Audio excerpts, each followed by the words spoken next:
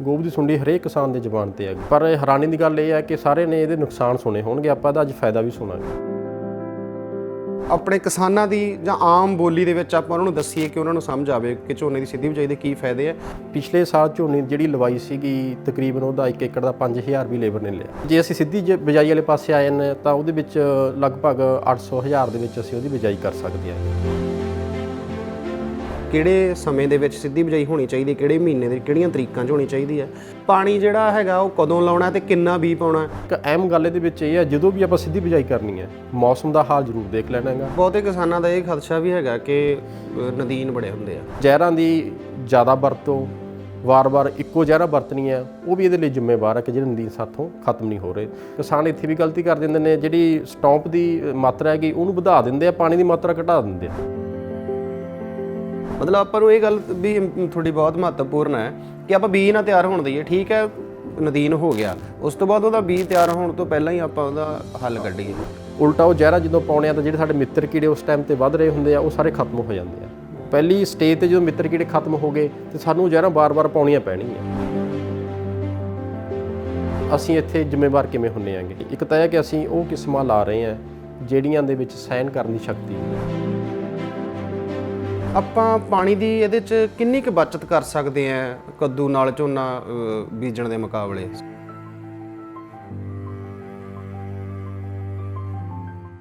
ਸਤਿ ਸ਼੍ਰੀ ਅਕਾਲ ਦੋਸਤੋ, ਸਾਡੇ ਪ੍ਰੋਗਰਾਮ ਖੇਤੀ ਕਰਮਾ ਸੇਤੀ ਦੇ ਵਿੱਚ ਤੁਹਾਡਾ ਸਵਾਗਤ ਹੈ। ਜਿਵੇਂ ਕਿ ਪਿਛਲੇ ਪ੍ਰੋਗਰਾਮ ਦੇ ਵਿੱਚ ਅਸੀਂ ਪਾਣੀਆਂ ਤੇ ਗੱਲ ਕੀਤੀ ਸੀ ਤੇ ਵਾਅਦਾ ਕੀਤਾ ਸੀ ਕਿ ਅਗਲੇ ਐਪੀਸੋਡ ਦੇ ਵਿੱਚ ਝੋਨੇ ਦੀ ਸਿੱਧੀ ਬਿਜਾਈ ਬਾਰੇ ਗੱਲਬਾਤ ਕਰਾਂਗੇ।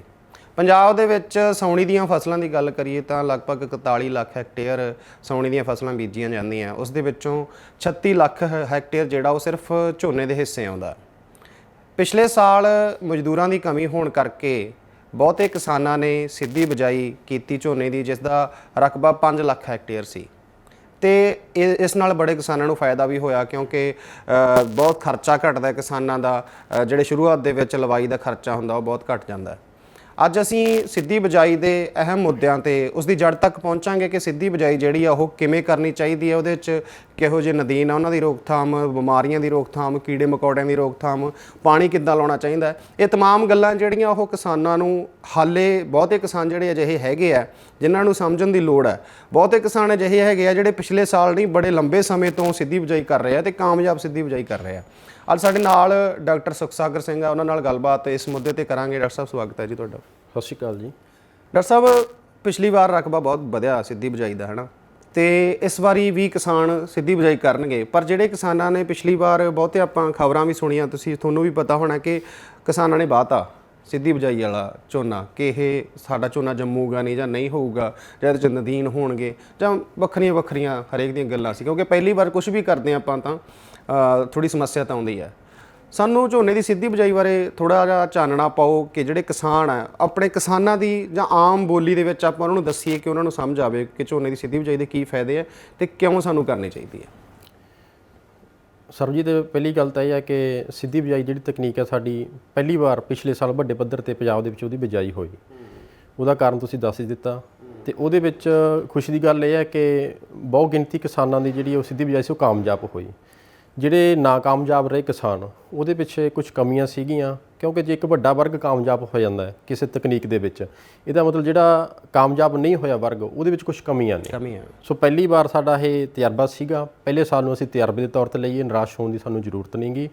ਤੇ ਇਸ ਸਾਲ ਅਸੀਂ ਜਿਹੜੀਆਂ ਪਿਛਲੇ ਸਾਲ ਕਮੀਆਂ ਰਹਿ ਗਈਆਂ ਉਹਦੇ ਵਿੱਚ ਅਸੀਂ ਸੁਧਾਰ ਕਰਕੇ ਇਸ ਤਕਨੀਕ ਨੂੰ ਅਪਣਾਈਏ। ਸੋ ਸਿੱਧੀ ਬਿਜਾਈ ਜਿਹੜੀ ਇਹ ਬਿਨਾਂ ਕੱਦੂ ਕੀਤੇ, ਜਿੱਦਾਂ ਅਸੀਂ ਕਣਕ ਦੀ ਬਿਜਾਈ ਕਰਦੇ ਆਂਗੇ ਉੱਦਾਂ ਅਸੀਂ ਝੋਨੇ ਦੀ ਬਿਜਾਈ ਕਰਦੇ ਆਂਗੇ। ਤੇ ਇਹਦੀ ਲੋੜ ਕੀ ਹੈਗੀ? ਇੱਕ ਤਾਂ ਇਹ ਹੈ ਕਿ ਜਦੋਂ ਅਸੀਂ ਖਰਚਿਆਂ ਦੀ ਗੱਲ ਕਰਦੇ ਹਾਂ, ਕਿਉਂਕਿ ਇਨਕਮ ਕਿਸਾਨ ਦੀ ਦੋ ਤਰੀਕੇ ਨਾਲ ਹੀ ਵੱਧ ਸਕਦੀ ਹੈ। ਇੱਕ ਤਾਂ ਫਸਲ ਦਾ ਝਾੜ ਵੱਧ ਜੇ, ਉਹਦਾ ਰੇਟ ਚੰਗਾ ਮਿਲ ਜੇ, ਦੂਸਰਾ ਉਹ ਖਰਚੇ ਘਟਾ ਲਏ। ਬਿਲਕੁਲ। ਤੇ ਝਾੜ ਵਧਣ ਵਾਲੀ ਜਿਹੜੀ ਆਪਣੀ ਗੱਲ ਹੈਗੀ, ਯੂਨੀਵਰਸਿਟੀ ਵੱਲੋਂ PR 113 ਤੇ 14 ਦੋ ਕਿਸਮਾਂ 1998 ਤੇ 99 ਦੇ ਵਿੱਚ ਦਿੱਤੀਆਂ ਗਈਆਂ ਸੀ। ਉਹਨਾਂ ਦਾ ਝਾੜ ਤਕਰੀਬਨ 28 ਕੁਇੰਟਲ ਪ੍ਰਤੀ ਏਕੜ ਸੀਗਾ। ਹੁਣ 2021 ਦੇ ਵਿੱਚ ਸਾਡੇ ਕੋਲ 20 ਦੇ ਵਿੱਚ ਨਵੀਆਂ ਕਿਸਮਾਂ ਜਿਹੜੀਆਂ ਉਹਨਾਂ ਦਾ ਜਿਹੜਾ ਐਵਰੇਜ ਝਾੜ ਆ ਉਹ 30 ਕੁਇੰਟਲ ਹੈ। ਮਤਲਬ ਕਿ 20 ਸਾਲਾਂ ਦੇ ਵਿੱਚ ਜਿਹੜਾ ਝਾੜ ਹੈ ਉਹ 2 ਕੁਇੰਟਲ ਵਧਿਆ। ਸੋ ਝਾੜ ਵਧਾਉਣ ਵਾਲੇ ਪਾਸੇ ਅਸੀਂ ਜੇ ਇਹਨੂੰ ਸੋਚੀਏ ਕਿ ਵੀ ਸਾਡਾ ਝਾੜ ਵੱਧ ਜਾਊਗਾ ਤਾਂ ਇਨਕਮ ਵਧੇਗੀ, ਉਹ ਮੈਨੂੰ ਲੱਗਦਾ ਕਿ ਬਹੁਤ ਘੱਟ ਰਫ਼ਤਾਰ ਨਾਲ ਹੁਣ ਵਧ ਸਾਨੂੰ ਰਿਹਾ। ਖਰਚੇ ਘਟਾਉਣੇ ਚਾਹੀਦੇ ਆ। ਹਾਂ, ਦੂਸਰਾ ਜਿਹੜਾ ਪੱਖ ਹੈ ਇਹਦਾ ਕਿ ਵੀ ਸਾਨੂੰ ਖਰਚਿਆਂ ਵਾਲੇ ਪਾਸੇ ਹੋਣਾ ਚਾਹੀਦਾ ਹੈ। ਪਿਛਲੇ ਸਾਲ ਝੋਨੇ ਦੀ ਜਿਹੜੀ ਲਵਾਈ ਸੀਗੀ ਤਕਰੀਬਨ ਉਹਦਾ 1 ਏਕੜ ਦਾ 5000 ਵੀ ਲੇਬਰ ਨੇ ਲਿਆ। ਇੱਕੋ ਬਹੁਤ ਵੱਡਾ ਖਰਚਾ ਹੈਗਾ ਕਿਸਾਨਾਂ ਦੇ ਲਈ। ਤੇ ਜੇ ਅਸੀਂ ਸਿੱਧੀ ਬਿਜਾਈ ਵਾਲੇ ਪਾਸੇ ਆ ਜਾਂਦੇ ਤਾਂ ਉਹਦੇ ਵਿੱਚ ਲਗਭਗ 800,000 ਦੇ ਵਿੱਚ ਅਸੀਂ ਉਹਦੀ ਬਿਜਾਈ ਕਰ ਸਕਦੇ ਹਾਂਗੇ ਤੇ ਉੱਥੇ ਅਸੀਂ ਆਪਣੀ ਜਿਹੜੀ ਇਨਕਮ ਵਧਾ ਸਕਦੇ ਹਾਂ, ਖਰਚੇ ਘਟਾ ਸਕਦੇ ਹਾਂ। ਸੋ ਲੋੜ ਤਾਂ ਇੱਕ ਇਹ ਸੀਗੀ। ਦੂਸਰਾ ਕਿ ਵਾਟਰ ਨੂੰ ਅਸੀਂ ਜਿਹੜਾ ਗਰਾਊਂਡ ਵਾਟਰ ਆ ਉਹਨੂੰ ਰਿਚਾਰਜ ਕਰਨਾ ਹੈਗਾ। ਕੱਦੂ ਦੇ ਵਿੱਚ ਆਪਾਂ ਪਿਛਲੇ ਐਪੀਸੋਡ 'ਚ ਗੱਲ ਕੀਤੀ, ਉਹ ਜਿਹੜਾ ਵਾਟਰ ਰਿਚਾਰਜ ਨਹੀਂ ਹੁੰਦਾ। ਸਿੱਧੀ ਬਿਜਾਈ ਦੇ ਵਿੱਚ ਜਿਹੜਾ ਮੀਂਹਾਂ ਦਾ ਪਾਣੀ ਆ ਉਹ ਹੇਠਾਂ ਤੱਕ ਜਾ ਸਕਦਾ ਹੈਗਾ। ਇਹ ਵੱਡੀਆਂ ਲੋੜਾਂ ਸੀਗੀਆਂ ਤੇ ਬਾਕੀ ਇਹਦੇ ਵਿੱਚ ਬਚਦਾ ਉਹਦੀ ਆਪਾਂ ਗੱਲ ਕਰ ਹੀ ਲਈ ਹੈਗੀ। ਤੇ ਡਾਕਟਰ ਸਾਹਿਬ ਹੁਣ ਆਪਾਂ ਜੇਕਰ ਗੱਲ ਕਰੀਏ ਤਾਂ ਵੀ ਜਦੋਂ ਸ਼ੁਰੂਆਤ ਕਰਦੇ ਆ ਕਿਹੜੇ ਸਮੇਂ ਦੇ ਵਿੱਚ ਸਿੱਧੀ ਬਿਜਾਈ ਹੋਣੀ ਚਾਹੀਦੀ, ਕਿਹੜੇ ਮਹੀਨੇ ਦੇ ਕਿਹੜੀਆਂ ਤਰੀਕਾਂ 'ਚ ਹੋਣੀ ਚਾਹੀਦੀ ਹੈ, ਤੇ ਪਾਣੀ ਜਿਹੜਾ ਹੈਗਾ ਉਹ ਕਦੋਂ ਲਾਉਣਾ ਤੇ ਕਿੰਨਾ ਬੀਜ ਪਾਉਣਾ, ਇਹ ਵੀ ਸਾਨੂੰ ਦੱਸੋ, ਤੇ ਕਿਹੜੀ ਵੈਰਾਈਟੀ ਲਾਉਣੀ ਆਪਾਂ? ਹਾਂਜੀ, ਇਹ ਬੜੀ ਬੇਸਿਕ ਜੀਆਂ ਇਹਦੀਆਂ ਮੁੱਢਲੀਆਂ ਗੱਲਾਂ ਨੇ, ਇਹਦੇ ਬਾਰੇ ਜਾਣਕਾਰੀ ਲੈਣੀ ਬਹੁਤ ਜ਼ਰੂਰੀ ਹੈ। ਵੈਸੇ ਵੀ ਕਿਸਾਨ ਆ ਜਿਹੜਾ ਉਹ ਜਦੋਂ ਕਿਸੇ ਕਿਸਮ ਦੀ ਚੋਣ ਕਰਦਾ ਹੈ ਤਾਂ ਬਹੁਤ ਸਾਰੀ ਜਾਣਕਾਰੀ ਇਕੱਠੀ ਕਰਦਾ ਹੈਗਾ, ਚੰਗੀ ਗੱਲ ਹੈਗੀ। ਤੇ ਜਦੋਂ ਬਿਜਾਈ ਦਾ ਸਮਾਂ ਹੈ ਉਹ ਕਿਸਮਾਂ 'ਤੇ ਆਧਾਰਿਤ ਹੈਗਾ। ਕੁਝ ਕਿਸਮਾਂ ਜਿਹੜੇ ਲੰਮਾ ਸਮਾਂ ਲੈਂਦੀਆਂ ਨੇ ਉਹਦੀ ਥੋੜ੍ਹੀ ਅਗੇਤੀ ਬਿਜਾਈ ਹੈਗੀ, ਜਿਹਨੀਆਂ ਘੱਟ ਸਮਾਂ ਲੈਂਦੀਆਂ ਨੇ ਉਹਦੀ ਆਪਾਂ 15 ਦਿਨ ਲੇਟ ਵੀ ਕਰ ਸਕਦੇ ਹਾਂ। ਯੂਨੀਵਰਸਿਟੀ ਵੱਲੋਂ ਜਿਹੜੀ ਸਿਫਾਰਿਸ਼ ਹੈ ਸਮਾਂ, ਉਹਦੇ ਵਿੱਚ 1 ਜੂਨ ਤੋਂ ਅਸੀਂ ਸਿੱਧੀ ਬਿਜਾਈ ਸ਼ੁਰੂ ਕਰ ਸਕਦੇ ਹਾਂ। ਜਿਹੜੀਆਂ ਸਾਡੀਆਂ ਕਿਸਮਾਂ ਨੇ PR 21, 22, 23 ਜਿਹੜੀਆਂ ਵੀ ਹੁਣ ਤੱਕ 29 ਤੱਕ ਸੀਰੀਜ਼ ਆ ਚੁੱਕੀ ਹੈ, ਉਹਦੇ ਵਿੱਚ ਜਿਹੜੀ PR 126 ਹੈ ਉਹ ਜਿਹੜੀ ਕਿਸਮ ਹੈਗੀ ਘੱਟ ਸਮਾਂ ਲੈਂਦੀ ਹੈ, ਤਕਰੀਬਨ 125 ਦਿਨਾਂ 'ਚ ਪੱਕ ਜਾਂਦੀ ਹੈ। ਸੋ ਉਹਦੀ ਆਪਾਂ ਬਿਜਾਈ ਲੇਟ ਕਰ ਸਕਦੇ ਹਾਂ। ਪਰ ਇੱਕ ਅਹਿਮ ਗੱਲ ਇਹਦੇ ਵਿੱਚ ਇਹ ਹੈ, ਜਦੋਂ ਵੀ ਆਪਾਂ ਸਿੱਧੀ ਬਿਜਾਈ ਕਰਨੀ ਹੈ ਮੌਸਮ ਦਾ ਹਾਲ ਜ਼ਰੂਰ ਦੇਖ ਲੈਣਾ ਹੈਗਾ, ਕਿਉਂਕਿ ਸਭ ਤੋਂ ਵੱਡੀ ਮਾਰ ਪਿਛਲੇ ਸਾਲਾਂ ਦੇ ਵਿੱਚ ਜੇ ਅਸੀਂ ਕਿਸਾਨਾਂ ਦਾ ਫੀਡਬੈਕ ਲਈਏ ਤਾਂ ਇਹਦੇ ਵਿੱਚ ਸੀਗੀ ਕਰੰਟ ਦੀ। ਉਹਨਾਂ ਨੇ ਬਿਜਾਈ ਕੀਤੀ, ਉੱਪਰੋਂ ਬਾਰਿਸ਼ਾਂ ਆ ਗਈਆਂ ਤੇ ਉਹ ਜਿਹੜਾ ਝੋਨਾ ਉਹਨਾਂ ਦਾ ਕਰੰਟ ਹੋ ਗਿਆ। ਸੋ ਅਸੀਂ ਇਹ ਜ਼ਰੂਰ ਦੇਖ ਲਈਏ ਕਿ ਜਿਹੜਾ ਆਉਣ ਵਾਲਾ 5-7 ਦਿਨ ਨੇ ਉਹ ਮੌਸਮ ਸਾਫ਼ ਹੈ ਤਾਂ ਇਹਦੀ ਬਿਜਾਈ ਕਰ ਲਈਏ। ਤੇ ਬੀਜ ਦੀ ਮਾਤਰਾ ਦੇ ਵਿੱਚ 8 ਕਿਲੋ ਪ੍ਰਤੀ ਏਕੜ ਦੀ ਸਿਫਾਰਿਸ਼ ਹੈਗੀ। ਆਪਾਂ ਜੇ ਜ਼ਿਆਦਾ ਬੀਜ ਪਾਵਾਂਗੇ ਤਾਂ ਫਸਲ ਸਾਡੀ ਸੰਘਣੀ ਹੋ ਜਾਂਦੀ ਹੈ, ਉਹਦੇ ਵਿੱਚ ਕੀੜੇ ਮਕੌੜਿਆਂ ਦਾ ਅਟੈਕ ਵੀ ਜ਼ਿਆਦਾ ਹੁੰਦਾ ਹੈਗਾ। ਤੇ ਜਿਹੜਾ ਬਿਜਾਈ ਦਾ ਢੰਗ ਹੈ ਉਹ ਬੜਾ ਅਹਿਮ ਹੈ ਇਹਦੇ ਵਿੱਚ ਸਿਫਾਰਿਸ਼ ਕੀਤਾ ਕਿ ਆਪਾਂ ਦੂਰੀ ਰੌਣੀ ਕਰੀਏ। ਪਹਿਲੀ ਰੌਣੀ ਦੇ ਵਿੱਚ ਜਿਹੜੇ ਨਦੀਨ ਨੇ ਜਾਂ ਪਿਛਲੇ ਸਾਲ ਦਾ ਝੋਨਾ ਉਹਦੇ ਬੀਜ ਹੈ ਉਹ ਜੰਮ ਜਾਂਦੇ ਨੇ, ਜਰਮੀਨੇਟ ਹੋ ਜਾਂਦੇ ਨੇ। ਦੂਸਰੀ ਰੌਣੀ ਦੇ ਵਿੱਚ ਬਹੁਤ ਘੱਟ ਜਾਂਦੇ ਨੇ। ਇੱਕ ਇਹਦੇ 'ਚ ਲੇਜ਼ਰ ਕਰਾ ਆਪਾਂ ਜ਼ਰੂਰੀ ਲਾਉਣਾ ਗਾ, ਕਿਉਂਕਿ ਜੇ ਸਾਡਾ ਖੇਤ ਉੱਚਾ ਨੀਵਾਂ ਹੋਏਗਾ, ਇੱਕ ਤਾਂ ਜਿੱਥੇ ਪਾਣੀ ਖੜ ਗਿਆ ਉੱਥੇ ਬੀਜ ਜਿਹੜਾ ਜਰਮੀਨੇਟ ਨਹੀਂ ਹੋਏਗਾ, ਕਿਉਂਕਿ ਬੀਜ ਨੂੰ ਬਾਹਰ ਆਉਣ ਦੇ ਲਈ ਆਕਸੀਜਨ ਚਾਹੀਦਾ। ਜਿੱਥੇ ਪਾਣੀ ਖੜ ਗਿਆ ਉੱਥੇ ਆਕਸੀਜਨ ਨਹੀਂ ਗੀ। ਸਾਡਾ ਬੀਜ ਜਿੱਥੇ ਬਾਹਰ ਹੈ ਉੱਥੇ ਨੀਵੀਂ ਜਗ੍ਹਾ ਗਈ, ਉੱਥੇ ਜੇ ਪੌਦੇ ਕੁਛ ਬਾਹਰ ਵੀ ਆ ਗਏ ਤਾਂ ਉਹਦੇ ਵਿੱਚ ਉਸ ਟਾਈਮ 'ਤੇ ਗਰਮੀ ਬਹੁਤ ਜ਼ਿਆਦਾ ਹੁੰਦੀ ਹੈ। ਪਾਣੀ ਖੜ ਗਿਆ, ਤਪਸ਼ ਦੇ ਨਾਲ ਪਾਣੀ ਗਰਮ ਹੋ ਗਿਆ ਤੇ ਪੌਦੇ ਨੂੰ ਸਾੜ ਦੂਗਾ। ਲੇਜ਼ਰ ਕਰਾ ਜ਼ਰੂਰੀ ਆ ਜਿੱਥੇ ਆਪਾਂ ਸਿੱਧੀ ਬਿਜਾਈ ਕਰਨੀ ਹੈਗੀ। ਅੱਗੇ ਸਿਆੜਾਂ ਦੇ ਵਿੱਚ ਕਿੰਨਾ ਫਾਸਲਾ ਚਾਹੀਦਾ? 8 ਇੰਚ। ਡੂੰਘਾਈ ਬੀਜ ਦੀ ਆਪਾਂ 1.5 ਇੰਚ ਤੱਕ ਰੱਖੀਏ ਇਹਦੀ।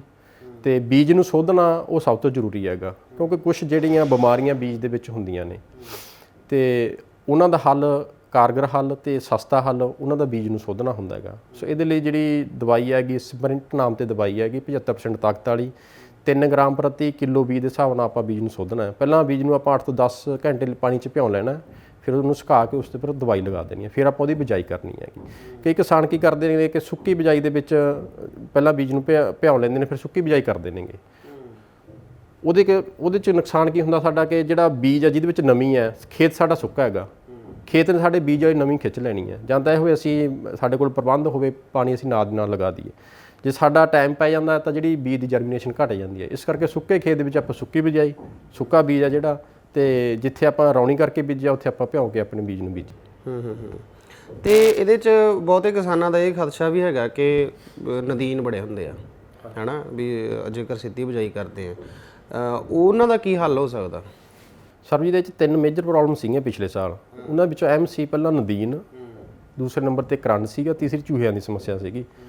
ਨਦੀਨਾਂ ਦੇ ਸੰਬੰਧ ਵਿੱਚ ਇਸ ਸਾਲ ਯੂਨੀਵਰਸਿਟੀ ਵੱਲੋਂ 2 ਨਦੀਨ ਨਾਸ਼ਕ ਜਿਹੜੇ ਉਹ ਸਿਫਾਰਿਸ਼ ਕੀਤੇ ਗਏ ਨੇ ਤੇ ਬੜੇ ਕਾਰਗਰ ਸਾਬਤ ਹੋਣਗੇ, ਸਾਨੂੰ ਉਮੀਦ ਹੈ। ਉਹਨਾਂ ਦੇ ਵਿੱਚ ਡਬਲ ਸਾਲਟ ਨੇ ਉਹਨਾਂ ਦੇ ਵਿੱਚ। ਪਹਿਲਾਂ ਵਾਲੇ ਨਦੀਨ ਨਾਸ਼ਕਾਂ ਦੇ ਵਿੱਚ ਸਿੰਗਲ ਸਾਲਟ ਸੀਗਾ। ਸੋ ਇੱਕ ਤਾਂ ਇਹ ਹੈ ਕਿ ਸਾਡੇ ਕੋਲੇ ਕੈਮੀਕਲ ਤਰੀਕਾ ਆ ਗਿਆ, ਇੱਕ ਨਵੇਂ ਸਾਡੇ ਕੋਲ ਸਾਲਟ ਆ ਗਏ। ਦੂਸਰਾ ਜਿਹੜੀ ਤਰ-72 ਦੀ ਸਿਫਾਰਿਸ਼ ਹੈ ਇਸ ਸਾਲ ਕਿ ਆਪਾਂ ਸੁੱਕੇ ਦੇ ਵਿੱਚ ਬਿਜਾਈ ਨਾ ਕਰੀਏ। ਸੁੱਕੇ ਦੇ ਵਿੱਚ ਅਸੀਂ ਬਿਜਾਈ ਕਰਦੇ ਹਾਂ ਤੇ ਵਾਰ-ਵਾਰ ਪਾਣੀ ਲਾਉਣੇ ਪੈਂਦੇ, ਨਦੀਨ ਜ਼ਿਆਦਾ ਹੁੰਦੇ ਆ। ਉਹਦਾ ਹੱਲ ਇਹ ਹੈ ਕਿ ਆਪਾਂ ਤਰ-72 ਦੇ ਵਿੱਚ ਬਿਜਾਈ ਕਰੀਏ ਤੇ ਜਿਹੜਾ ਪਹਿਲਾ ਪਾਣੀ ਲਾਉਣਾ ਹੈ ਉਹ ਆਪਾਂ ਲੇਟ ਲਾਉਣਾ ਹੈਗਾ। ਤਰ-72 ਮਤਲਬ ਜਿੱਥੇ ਟਾਇਰ 'ਚ ਖੋਦਦੇ ਹੁਣ ਟਰੈਕਟਰ? ਹਾਂਜੀ, ਉਹਦਾ ਮਤਲਬ ਇਹੀ ਹੈਗਾ। ਸੋ ਬਿਜਾਈ ਆਪਾਂ ਸ਼ਾਮ ਦੇ ਟਾਈਮ ਕਰ ਦਈਏ ਸ਼ਾਮ ਤੋਂ ਦੇ ਟਾਈਮ ਬਿਜਾਈ ਦੇ ਨਾਲ ਅਸੀਂ ਜਿਹੜੀ ਸਾਡੀ ਨਦੀਨਨਾਸ਼ਕ ਹੈ ਸਟੌਮ 30% ਵਾਲੀ ਉਹਦੀ ਅਸੀਂ ਸਪਰੇਅ ਦੇ ਦਈਏ ਤੇ ਉਹ ਅਸੀਂ 48 ਘੰਟਿਆਂ 'ਚ ਦੇਣੀ ਹੁੰਦੀ ਹੈ। ਕੋਸ਼ਿਸ਼ ਕਰਨੀ ਹੈ ਸ਼ਾਮ ਦੇ ਟਾਈਮ ਦੇਈਏ ਕਿਉਂਕਿ ਦਿਨ ਦੇ ਟਾਈਮ ਦੇਵਾਂਗੇ ਧੁੱਪ ਜ਼ਿਆਦਾ ਹੋਣ ਦੇ ਕਾਰਨ ਜਿਹੜੀ ਸਾਡੀ ਪਹਿਲੀ ਨਦੀਨਨਾਸ਼ਕ ਹੈ ਸਟੌਂਪ ਉਹਦੀ ਇੱਕ ਲੇਅਰ ਬਣਨੀ ਹੁੰਦੀ ਹੈ। ਉਹਨੇ ਇੱਕ ਲੇਅਰ ਬਣਾ ਕੇ ਨਦੀਨਾਂ ਨੂੰ ਜੰਮਣ ਤੋਂ ਰੋਕਣਾ ਹੁੰਦਾ ਹੈ। ਜ਼ਿਆਦਾ ਧੁੱਪ ਦੇ ਵਿੱਚ ਉਹ ਲੇਅਰ ਨਹੀਂ ਬਣ ਪਾਉਂਦੀ, ਇਸ ਕਰਕੇ ਉਹਨੂੰ ਥੋੜ੍ਹਾ ਜਿਹਾ ਜਿਹੜਾ ਤਾਪਮਾਨ ਹੈ ਨਮੀ ਜ਼ਿਆਦਾ ਚਾਹੀਦੀ ਹੁੰਦੀ ਹੈ, ਤਾਪਮਾਨ ਘੱਟ ਚਾਹੀਦਾ ਹੁੰਦਾ। ਸ਼ਾਮ ਦੇ ਟਾਈਮ ਆਪਾਂ ਉਹ ਸਪਰੇਅ ਕਰੀਏ ਜਿਹੜੀ ਪਹਿਲੀ ਹੈ ਸਟੌਂਪ ਉਹਦੀ ਮਾਤਰਾ ਹੈਗੀ ਹੈ 1 ਲੀਟਰ, ਪਾਣੀ ਦੀ ਮਾਤਰਾ 200 ਲੀਟਰ ਹੈ। ਕਿਸਾਨ ਇੱਥੇ ਵੀ ਗਲਤੀ ਕਰ ਦਿੰਦੇ ਨੇ, ਜਿਹੜੀ ਸਟੌਂਪ ਦੀ ਮਾਤਰਾ ਹੈਗੀ ਉਹਨੂੰ ਵਧਾ ਦਿੰਦੇ ਆ, ਪਾਣੀ ਦੀ ਮਾਤਰਾ ਘਟਾ ਦਿੰਦੇ ਆ। ਜੇ ਪਾਣੀ ਦੀ ਮਾਤਰਾ ਘਟ ਗਈ ਤਾਂ ਸਾਡੇ ਖੇਤਾਂ 'ਚ ਉਹ ਜਿਹੜੀ ਪਰਤ ਬਣਨੀ ਹੈ ਜਿਹਨੇ ਨਦੀਨਾਂ ਨੂੰ ਰੋਕਣਾ ਉਹ ਚੰਗੀ ਤਰ੍ਹਾਂ ਨਹੀਂ ਬਣਦੀ। ਸੋ ਅਸੀਂ ਇੱਥੇ ਵੀ ਗਲਤੀ ਕਰਦੇ ਆਂਗੇ। ਦੂਸਰਾ ਇਹਦੇ ਵਿੱਚ ਕਿ ਘੱਟ ਵਾਲੀ ਨੋਜ਼ਲ ਵਰਤਣੀ ਚਾਹੀਦੀ ਹੈ ਸਾਨੂੰ। ਘੱਟ ਵਾਲੀ ਨੋਜ਼ਲ ਦੇ ਨਾਲ ਜਿਹੜੀ ਇੱਕਸਾਰ ਪਰਤ ਬਣੇਗੀ, ਇੱਕਸਾਰ ਸਪਰੇਅ ਹੋਏਗੀ। ਤੀਸਰਾ ਇਹਦੇ ਵਿੱਚ ਕਿ ਪਾਣੀ ਅਸੀਂ ਬਿਲਕੁਲ ਸਾਫ਼ ਵਰਤੀਏ। ਕਈ ਵਾਰ ਅਸੀਂ ਖਾਲਾਂ ਵੱਟਾਂ ਵਾਲਾ ਜਿਹੜਾ ਪਾਣੀ ਖੜਾ ਮਿੱਟੀ ਵਾਲਾ ਉਹਨੂੰ ਅਸੀਂ ਇਹਦੇ ਲਈ ਵਰਤ ਲੈਂਦੇ ਹਾਂ ਤੇ ਉਹ ਜਿੱਥੇ ਦਵਾਈ ਦੇ ਨਾਲ ਮਿੱਟੀ ਦੇ ਕਣ ਲੱਗੇ ਵਿੱਚ ਉਹਦੇ ਤਾਂ ਉਹਦਾ ਜਿਹੜਾ ਅਸਰ ਓਨਾ ਨਹੀਂ ਰਹਿੰਦਾ ਹੈਗਾ। ਸੋ ਸਾਡੀਆਂ ਕੁਝ ਇਹ ਗਲਤੀਆਂ ਰਹਿ ਜਾਂਦੀਆਂ ਨਦੀਨਨਾਸ਼ਕਾਂ ਦੇ ਸੰਬੰਧ ਦੇ ਵਿੱਚ। ਦੂਸਰਾ ਜੇ ਨਦੀਨਨਾਸ਼ਕ ਕੰਟਰੋਲ ਕਰਨ ਦੀ ਗੱਲ ਹੈ ਤਾਂ ਪਹਿਲਾਂ ਪਾਣੀ ਲੇਟ ਲਾਉਣਾ। ਹੁਣ ਜਿਹੜੀਆਂ ਨਵੇਂ 2 ਟੈਕਨੀਕਲ ਆਏ ਨੇ ਉਹਨਾਂ ਦਾ ਇਹ ਹੈ ਕਿ ਅਸੀਂ ਬਿਜਾਈ ਤੋਂ 15 ਦਿਨਾਂ ਬਾਅਦ ਉਹਨਾਂ ਦੀ ਸਪਰੇਅ ਦੇ ਸਕਦੇ ਹਾਂ। ਪਹਿਲਾਂ ਜਿਹੜੇ ਟੈਕਨੀਕਲ ਸੀਗੇ ਉਹਨਾਂ ਦੀ ਅਸੀਂ ਇੰਨੀ ਅਗੇਤੀ ਸਪਰੇਅ ਨਹੀਂ ਦੇ ਸਕਦੇ ਸੀਗੇ, ਉਹਦਾ ਝੋਨੇ ਨੂੰ ਨੁਕਸਾਨ ਸੀਗਾ। ਸੋ ਨਵੇਂ 2 ਟੈਕਨੀਕਲ ਆਏ ਨੇ, ਇੱਕ ਤਾਂ ਬਵਾਇਆ ਨਾਮ ਤੇ ਹੈ 6% ਤਾਕਤ ਵਾਲਾ, ਇੱਕ ਹੈਗਾ ਆਪਣਾ ਕੌਂਸਲ ਐਕਟਿਵ 30% ਵਾਲਾ। ਕੌਂਸਲ ਐਕਟਿਵ ਦੀ ਜਿਹੜੀ ਮਾਤਰਾ ਉਹ ਹੈਗੀ ਹੈ 90 ml ਤੇ ਜਿਹੜਾ ਸਾਡਾ ਬਵਾਇਆ ਉਹਦੀ ਹੈਗੀ 900 ml ਪ੍ਰਤੀ ਏਕੜ ਦੇ ਹਿਸਾਬ ਨਾਲ। ਸੋ ਇਹ ਜਿਹੜਾ ਪਹਿਲਾ ਟੈਕਨੀਕਲ ਹੈਗਾ ਇਹਦੇ ਨਾਲ ਅਸੀਂ ਚੌੜੀ ਪੱਤੀ ਵਾਲੇ ਖਾਸ ਕਰ ਜਿਹੜਾ ਇਹਦੇ ਵਿੱਚ ਗੰਢੀ ਵਾਲਾ ਮੋਥਾ ਹੁੰਦਾ ਹੈਗਾ, ਬੜੀ ਵੱਡੀ ਪ੍ਰੋਬਲਮ ਹੁੰਦੀ ਹੈ, ਉਹਦੇ ਕੰਟਰੋਲ ਲਈ ਤੇ ਆਪਣਾ ਜਿਹੜਾ ਸਵਾਂਕ ਹੈ ਜਾਂ ਜਿਹੜੇ ਘਾਹ ਨੇ ਚੀਨੀ ਘਾਹ ਇਹਨਾਂ ਸਾਰਿਆਂ ਲਈ ਕੰਟਰੋਲ ਦੇ ਲਈ ਜਿਹੜਾ ਕੌਂਸਲ ਐਕਟਿਵ ਹੈ ਇਹਦਾ ਚੰਗਾ ਰਿਜ਼ਲਟ ਹੈਗਾ। ਸੋ ਇਹਨਾਂ ਦੀ ਆਪਾਂ ਜਿਹੜੀ ਐਪਲੀਕੇਸ਼ਨ ਦੇ ਸਕਦੇ ਹਾਂ। ਸੋ ਨਦੀਨਾਂ ਨੂੰ ਇੱਦਾਂ ਆਪਾਂ ਕੰਟਰੋਲ ਕਰ ਸਕਦੇ। ਡਾਕਟਰ ਸਾਹਿਬ ਇੱਕ ਹੋਰ ਕਮਾਲ ਦੀ ਗੱਲ ਇਹ ਵੀ ਮੈਂ ਪੁੱਛਣਾ ਚਾਹਣਾ ਤੁਹਾਡੇ ਤੋਂ ਕਿ ਇਹਨਾਂ ਦਾ ਫਿਰ ਅੰਤ ਕੀ ਹੈ? ਇਹ ਤਾਂ ਹੁਣ ਨਦੀਨ ਜਿਹੜੇ ਆ ਆਪਾਂ ਇਸ ਵਾਰ ਹੋ ਗਏ, ਆਪਾਂ ਸਪਰੇਅ ਕਰਤੀ, ਸਪਰੇਅ ਹੱਲ ਥੋੜੀ ਆਪਾਂ ਉਹਦੇ 'ਚ ਸਾਲਟ ਡਬਲ ਕਰਤਾ ਤੇ ਹੋਰ ਕੁੱਲ ਮਿਲਾ ਕੇ ਤਾਂ ਇਹ ਜ਼ਹਿਰਾਂ ਹੀ ਆ ਨਾ, ਹੈ ਨਾ? ਇਹਦਾ ਹੱਲ ਕੀ ਹੋ ਸਕਦਾ? ਸਰਬਜੀਤ ਬਹੁਤ ਸੋਹਣਾ ਸਵਾਲ ਹੈ ਕਿ ਵੀ ਅਸੀਂ ਹਰ ਸਾਲ ਜ਼ਹਿਰਾਂ ਪਾਉਣੇ ਖੇਤਾਂ 'ਚ, ਸਾਡੇ ਨਦੀਨ ਫਿਰ ਵੀ ਨਹੀਂ ਕੰਟਰੋਲ ਹੁੰਦੇ। ਸੋ ਉਹਦੇ ਵਿੱਚ ਇਹ ਹੈ ਕਿ ਇੱਕ ਤਾਂ ਕੁਦਰਤ ਨੇ ਨਦੀਨਾਂ ਨੂੰ ਬਲਵਾਨ ਜ਼ਿਆਦਾ ਬਣਾਇਆ ਹੋਇਆ, ਇੱਕ ਤਾਂ ਇਹਨਾਂ ਦੇ ਬੀਜ ਪੈਦਾ ਕਰਨ ਦੀ ਸਮਰੱਥਾ ਬਹੁਤ ਜ਼ਿਆਦਾ ਹੈਗੀ। ਦੂਸਰਾ ਇਹਨਾਂ ਦੇ ਬੀਜ ਜੇ 10-10 ਸਾਲ ਵੀ ਖੇਤ ਦੇ ਵਿੱਚ ਪਏ ਰਹਿਣ, ਜਦੋਂ ਉਹਨਾਂ ਨੂੰ ਸਹੀ ਕੰਡੀਸ਼ਨਸ ਮਿਲਣਗੀਆਂ ਉਦੋਂ ਵੀ ਜੰਮ ਪੈਂਦੇ ਆ ਇਹ। ਤੀਸਰਾ ਕਿ ਸਾਡੇ ਖੇਤਾਂ ਦੇ ਵਿੱਚ ਨਾ ਅਸੀਂ ਜਿਵੇਂ ਤੁਸੀਂ ਆਖਿਆ ਵੀ ਜ਼ਹਿਰਾਂ ਪਾਉਣੇ ਫਿਰ ਵੀ ਖਤਮ ਨਹੀਂ ਹੁੰਦੇ, ਉਹਦਾ ਕਾਰਨ ਮੁੱਢਲਾ ਮੈਂ ਇਹ ਸਮਝਦਾਗਾ ਇੱਕ ਤਾਂ ਕਿ ਵੀ ਸਾਡੇ ਖੇਤਾਂ ਦੇ ਵਿੱਚ ਨਦੀਨਾਂ ਦਾ ਬੀਜ ਬਹੁਤ ਜ਼ਿਆਦਾ ਹੋ ਗਿਆ। ਜੇ 1 ਸਕੁਅਰ ਮੀਟਰ ਦੇ ਵਿੱਚ 200 ਬੀਜ ਹੈਗਾ ਨਦੀਨ ਦਾ ਤਾਂ ਉਹਨੂੰ ਸਾਡੇ ਇਹ ਜਿਹੜੇ ਜ਼ਹਿਰਾਂ ਕੰਟਰੋਲ ਕਰ ਸਕਦੀਆਂ ਨੇ। ਪਰ ਸਾਡੇ ਐਵਰੇਜ 500-600 ਬੀਜ ਪ੍ਰਤੀ ਸਕੁਅਰ ਮੀਟਰ ਜਿਹੜੇ ਨਦੀਨਾਂ ਦੇ ਬੀਜ ਨੇ। ਸੋ ਇੰਨੇ ਬੀਜਾਂ ਨੂੰ ਜਿਹੜਾ ਕੰਟਰੋਲ ਕਰਨਾ ਉਹ ਨਦੀਨਨਾਸ਼ਕ ਕਰ ਨਹੀਂ ਸਕਦੇ ਮੇਰੇ ਹਿਸਾਬ ਨਾਲ। ਦੂਸਰਾ ਅਸੀਂ ਬਾਰ-ਬਾਰ ਇੱਕੋ ਸਾਲਟ ਵਰਤ ਰਹੇ ਹਾਂਗੇ ਤੇ ਉਹਦੀ ਡੋਜ਼ ਵੀ ਜ਼ਿਆਦਾ ਪਾਉਣੇ ਹੈਗੇ। ਉਹਦੇ ਨਾਲ ਕੀ ਹੈ ਜਿਹੜੇ ਸਾਡੇ ਨਦੀਨ ਨੇ ਉਹਨਾਂ ਦੇ ਵਿੱਚ ਰੈਸਿਸਟੈਂਟ ਆ ਜਿਹੜੀ ਉਹ ਪੈਦਾ ਹੋ ਗਈ ਹੈ। ਸੋ ਜ਼ਹਿਰਾਂ ਦੀ ਜ਼ਿਆਦਾ ਵਰਤੋਂ, ਵਾਰ-ਵਾਰ ਇੱਕੋ ਜ਼ਹਿਰਾਂ ਵਰਤਣੀ ਹੈ, ਉਹ ਵੀ ਇਹਦੇ ਲਈ ਜ਼ਿੰਮੇਵਾਰ ਹੈ ਕਿ ਜਿਹੜੇ ਨਦੀਨ ਸਾਥੋਂ ਖਤਮ ਨਹੀਂ ਹੋ ਰਹੇ। ਤੇ ਇੱਕ ਹੋਰ ਜਿਹੜਾ ਹੈ, ਮੈਂ ਪਹਿਲਾਂ ਸਾਡੇ ਜਿਹੜੇ ਕਿਸਾਨ ਸੀਗੇ ਉਹ ਜਦੋਂ ਨਦੀਨ ਬੀਜ ਤੇ ਆਉਂਦਾ ਸੀਗਾ ਤਾਂ ਉਹਨੂੰ ਦਾਤੀ ਨਾਲ ਕੱਟ ਦਿੰਦੇ ਸੀਗੇ, ਭਾਵ ਕਿ ਉਹਦਾ ਬੀਜ ਨਹੀਂ ਬਣ ਦਿੰਦੇ ਸੀਗੇ। ਪਰ ਹੁਣ ਅਸੀਂ ਸਾਰਾ ਹੀ ਕੈਮੀਕਲ ਤੇ ਡਿਪੈਂਡ ਹੋ ਗਏ ਹਾਂ ਵੀ ਅਸੀਂ ਨਦੀਨ ਖਤਮ ਕਰਨੇ ਤਾਂ ਕੈਮੀਕਲ ਤੇ ਹੀ ਕਰਨੇ ਨੇ। ਸੋ ਉਹ ਵੀ ਦਾ ਕਾਰਨ ਹੈ। ਮਤਲਬ ਆਪਾਂ ਨੂੰ ਇਹ ਗੱਲ ਵੀ ਤੁਹਾਡੀ ਬਹੁਤ ਮਹੱਤਵਪੂਰਨ ਹੈ ਕਿ ਆਪਾਂ ਬੀਜ ਨਾਲ ਤਿਆਰ ਹੋਣ ਦਈਏ। ਠੀਕ ਹੈ, ਨਦੀਨ ਹੋ ਗਿਆ, ਉਸ ਤੋਂ ਬਾਅਦ ਉਹਦਾ ਬੀਜ ਤਿਆਰ ਹੋਣ ਤੋਂ ਪਹਿਲਾਂ ਹੀ ਆਪਾਂ ਉਹਦਾ ਹੱਲ ਕੱਢੀਏ, ਉਹਨੂੰ ਆਪਾਂ ਖੇਤ ਚੋਂ ਬਾਹਰ ਕਰ ਲਈਏ, ਉਹਦਾ ਬੀਜ ਆਪਾਂ ਖੇਤ ਦੇ ਵਿੱਚ ਨਾ ਡਿੱਗਣ ਦਈਏ। ਬਿਲਕੁਲ ਬਿਲਕੁਲ, ਕਿਉਂਕਿ ਇਹ ਪੱਕੇ ਤੌਰ ਤੇ ਇਹਨਾਂ ਦੇ ਹੱਲ ਕੱਢਣੇ ਜ਼ਰੂਰੀ ਹੈ ਨਾ। ਇੱਦਾਂ ਤਾਂ ਜਿਵੇਂ ਤੁਸੀਂ ਦੱਸਿਆ ਵੀ ਪਹਿਲਾਂ ਹੁਣ ਸਾਲਟ ਡਬਲ ਹੋ ਗਿਆ, ਗਾਂ ਫਿਰ 3 ਗੁਣਾ ਹੋ ਜੂ, ਫਿਰ ਉਦੋਂ ਜ਼ਿਆਦਾ, ਫਿਰ ਐਂ ਤਾਂ ਆਪਾਂ ਵਧਾਉਂਦੇ ਰਹਾਂਗੇ। ਉਹ ਤਾਂ ਜ਼ਹਿਰਾਂ ਦਾ ਤਾਂ ਕੋਈ ਅੰਤ ਨਹੀਂ, ਕੋਈ ਅੰਤ ਨਹੀਂ ਹੈ। ਤੇ ਕੋਈ ਵੀ ਅਜਿਹੇ ਨਦੀਨ ਨੇ ਖੇਤਾਂ ਦੇ ਵਿੱਚ ਜਾਂ ਕੀੜੇ ਮਕੌੜੇ ਨੇ ਜਾਂ ਬਿਮਾਰੀਆਂ ਨੇ, ਉਹਨਾਂ ਦਾ ਜਿਹੜਾ ਪਰਮਾਨੈਂਟ ਹੱਲ ਸਾਡੇ ਕੈਮੀਕਲ ਨਹੀਂ ਗੇ। ਉਹ ਸਾਡੇ ਖੇਤਾਂ 'ਚ ਵੀ ਰਹਿਣਗੇ ਤੇ ਅਸੀਂ ਉਹਨਾਂ ਦੇ ਨਾਲ ਹੀ ਆਪਣੀ ਖੇਤੀ ਨੂੰ ਕਾਮਯਾਬ ਵੀ ਕਰਨਾ ਹੈਗਾ। ਇਹ ਕੀੜੇ ਮਕੌੜਿਆਂ ਦੀ ਤੁਸੀਂ ਗੱਲ ਕੀਤੀ, ਉਹਦੇ ਬਾਰੇ ਵੀ ਸਾਨੂੰ ਦੱਸੋ ਵੀ ਇਹਦੇ 'ਚ ਕਿਹੋ ਜਿਹੇ ਜਿਹੜੇ ਹੈ ਸੁੰਡੀ ਜਾਂ ਕੀੜੇ ਮਕੌੜੇ ਆਉਂਦੇ ਆ ਤੇ ਉਹਨਾਂ ਦਾ ਕੀ ਹੱਲ ਹੋ ਸਕਦਾ? ਹਾਂਜੀ ਸਰ ਜੀ, ਇਹਦੇ ਵਿੱਚ ਰਸ ਚੂਸਕ ਕੀੜੇ ਤੇ ਪੱਤੇ ਜਾਂ ਤਣੇ ਨੂੰ ਖਾਣ ਵਾਲੇ ਕੀੜੇ, ਸਿੱਟਿਆਂ ਨੂੰ ਖਾਣ ਵਾਲੇ ਕੀੜੇ ਉਹ ਇਹਦੇ ਵਿੱਚ ਆਉਂਦੇ ਨੇ। ਤੇ ਜਿਹੜੇ ਮੇਜਰ ਕੀੜੇ ਨੇ ਇਹ ਤਾਂ ਉਹੀ ਜਿਹੜੇ ਕੀੜੇ ਮਕੌੜੇ ਉਹ ਤਾਂ ਉਹੀ ਕੀੜੇ ਹੋਣਗੇ ਜਿਹੜੇ ਆਪਾਂ ਕੱਦੂ ਕਰਕੇ ਕਰਦੇ ਆ ਜਾਂ ਕਿ ਇਹਦੇ 'ਚ ਲਹਿਦਾ ਨਹੀਂ, ਉਹ ਸੇਮ ਹੀ ਹੁੰਦੇ ਨੇ, ਉਹੀ ਹੁੰਦੇ ਅਲੱਗ? ਹਾਂਜੀ ਸੇਮ ਹੀ ਹੁੰਦੇ ਨੇ, ਕਿਉਂਕਿ ਫਸਲ ਦੇ ਕੀੜੇ ਨੇ ਤਾਂ ਇਹਨਾਂ ਨੂੰ ਤਕਨੀਕ ਨਾਲ ਫਰਕ ਨਹੀਂ ਤਕਨੀਕ ਨਾਲ ਕੋਈ ਫਰਕ ਨਹੀਂ ਹੈ। ਤੇ ਕੀੜਿਆਂ ਦੇ ਵਿੱਚ ਜਿਹੜਾ ਸਾਡਾ ਅਹਿਮ ਕੀੜਾ ਹੈਗਾ ਉਹ ਹੈਗਾ ਗੋਬ ਦੀ ਸੁੰਡੀ।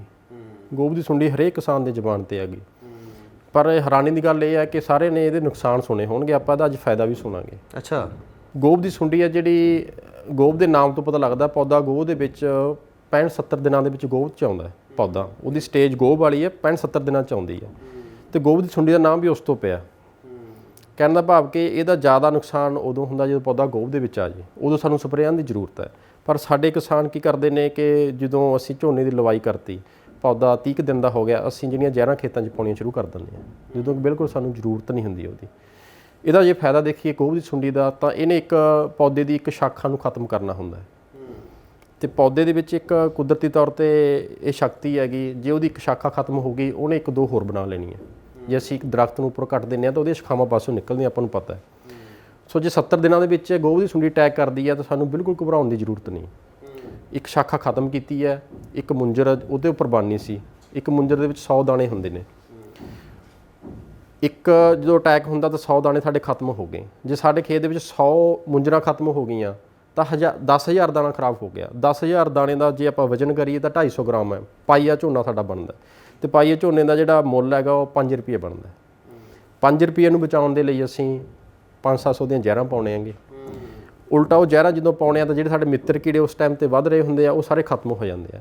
ਪਹਿਲੀ ਸਟੇਜ ਤੇ ਜਦੋਂ ਮਿੱਤਰ ਕੀੜੇ ਖਤਮ ਹੋ ਗਏ ਤੇ ਸਾਨੂੰ ਉਹ ਜ਼ਹਿਰਾਂ ਬਾਰ-ਬਾਰ ਪਾਉਣੀਆਂ ਪੈਣਗੀਆਂ, ਕਿਉਂਕਿ ਸਾਡੇ ਖੇਤਾਂ ਦੇ ਵਿੱਚ ਮਾਸਾਹਾਰੀ ਕੀਟ ਵੀ ਨੇ ਜਿਨ੍ਹਾਂ ਨੇ ਸਾਡੇ ਦੁਸ਼ਮਣ ਕੀੜਿਆਂ ਨੂੰ ਖਤਮ ਕਰਨਾ ਹੈਗਾ।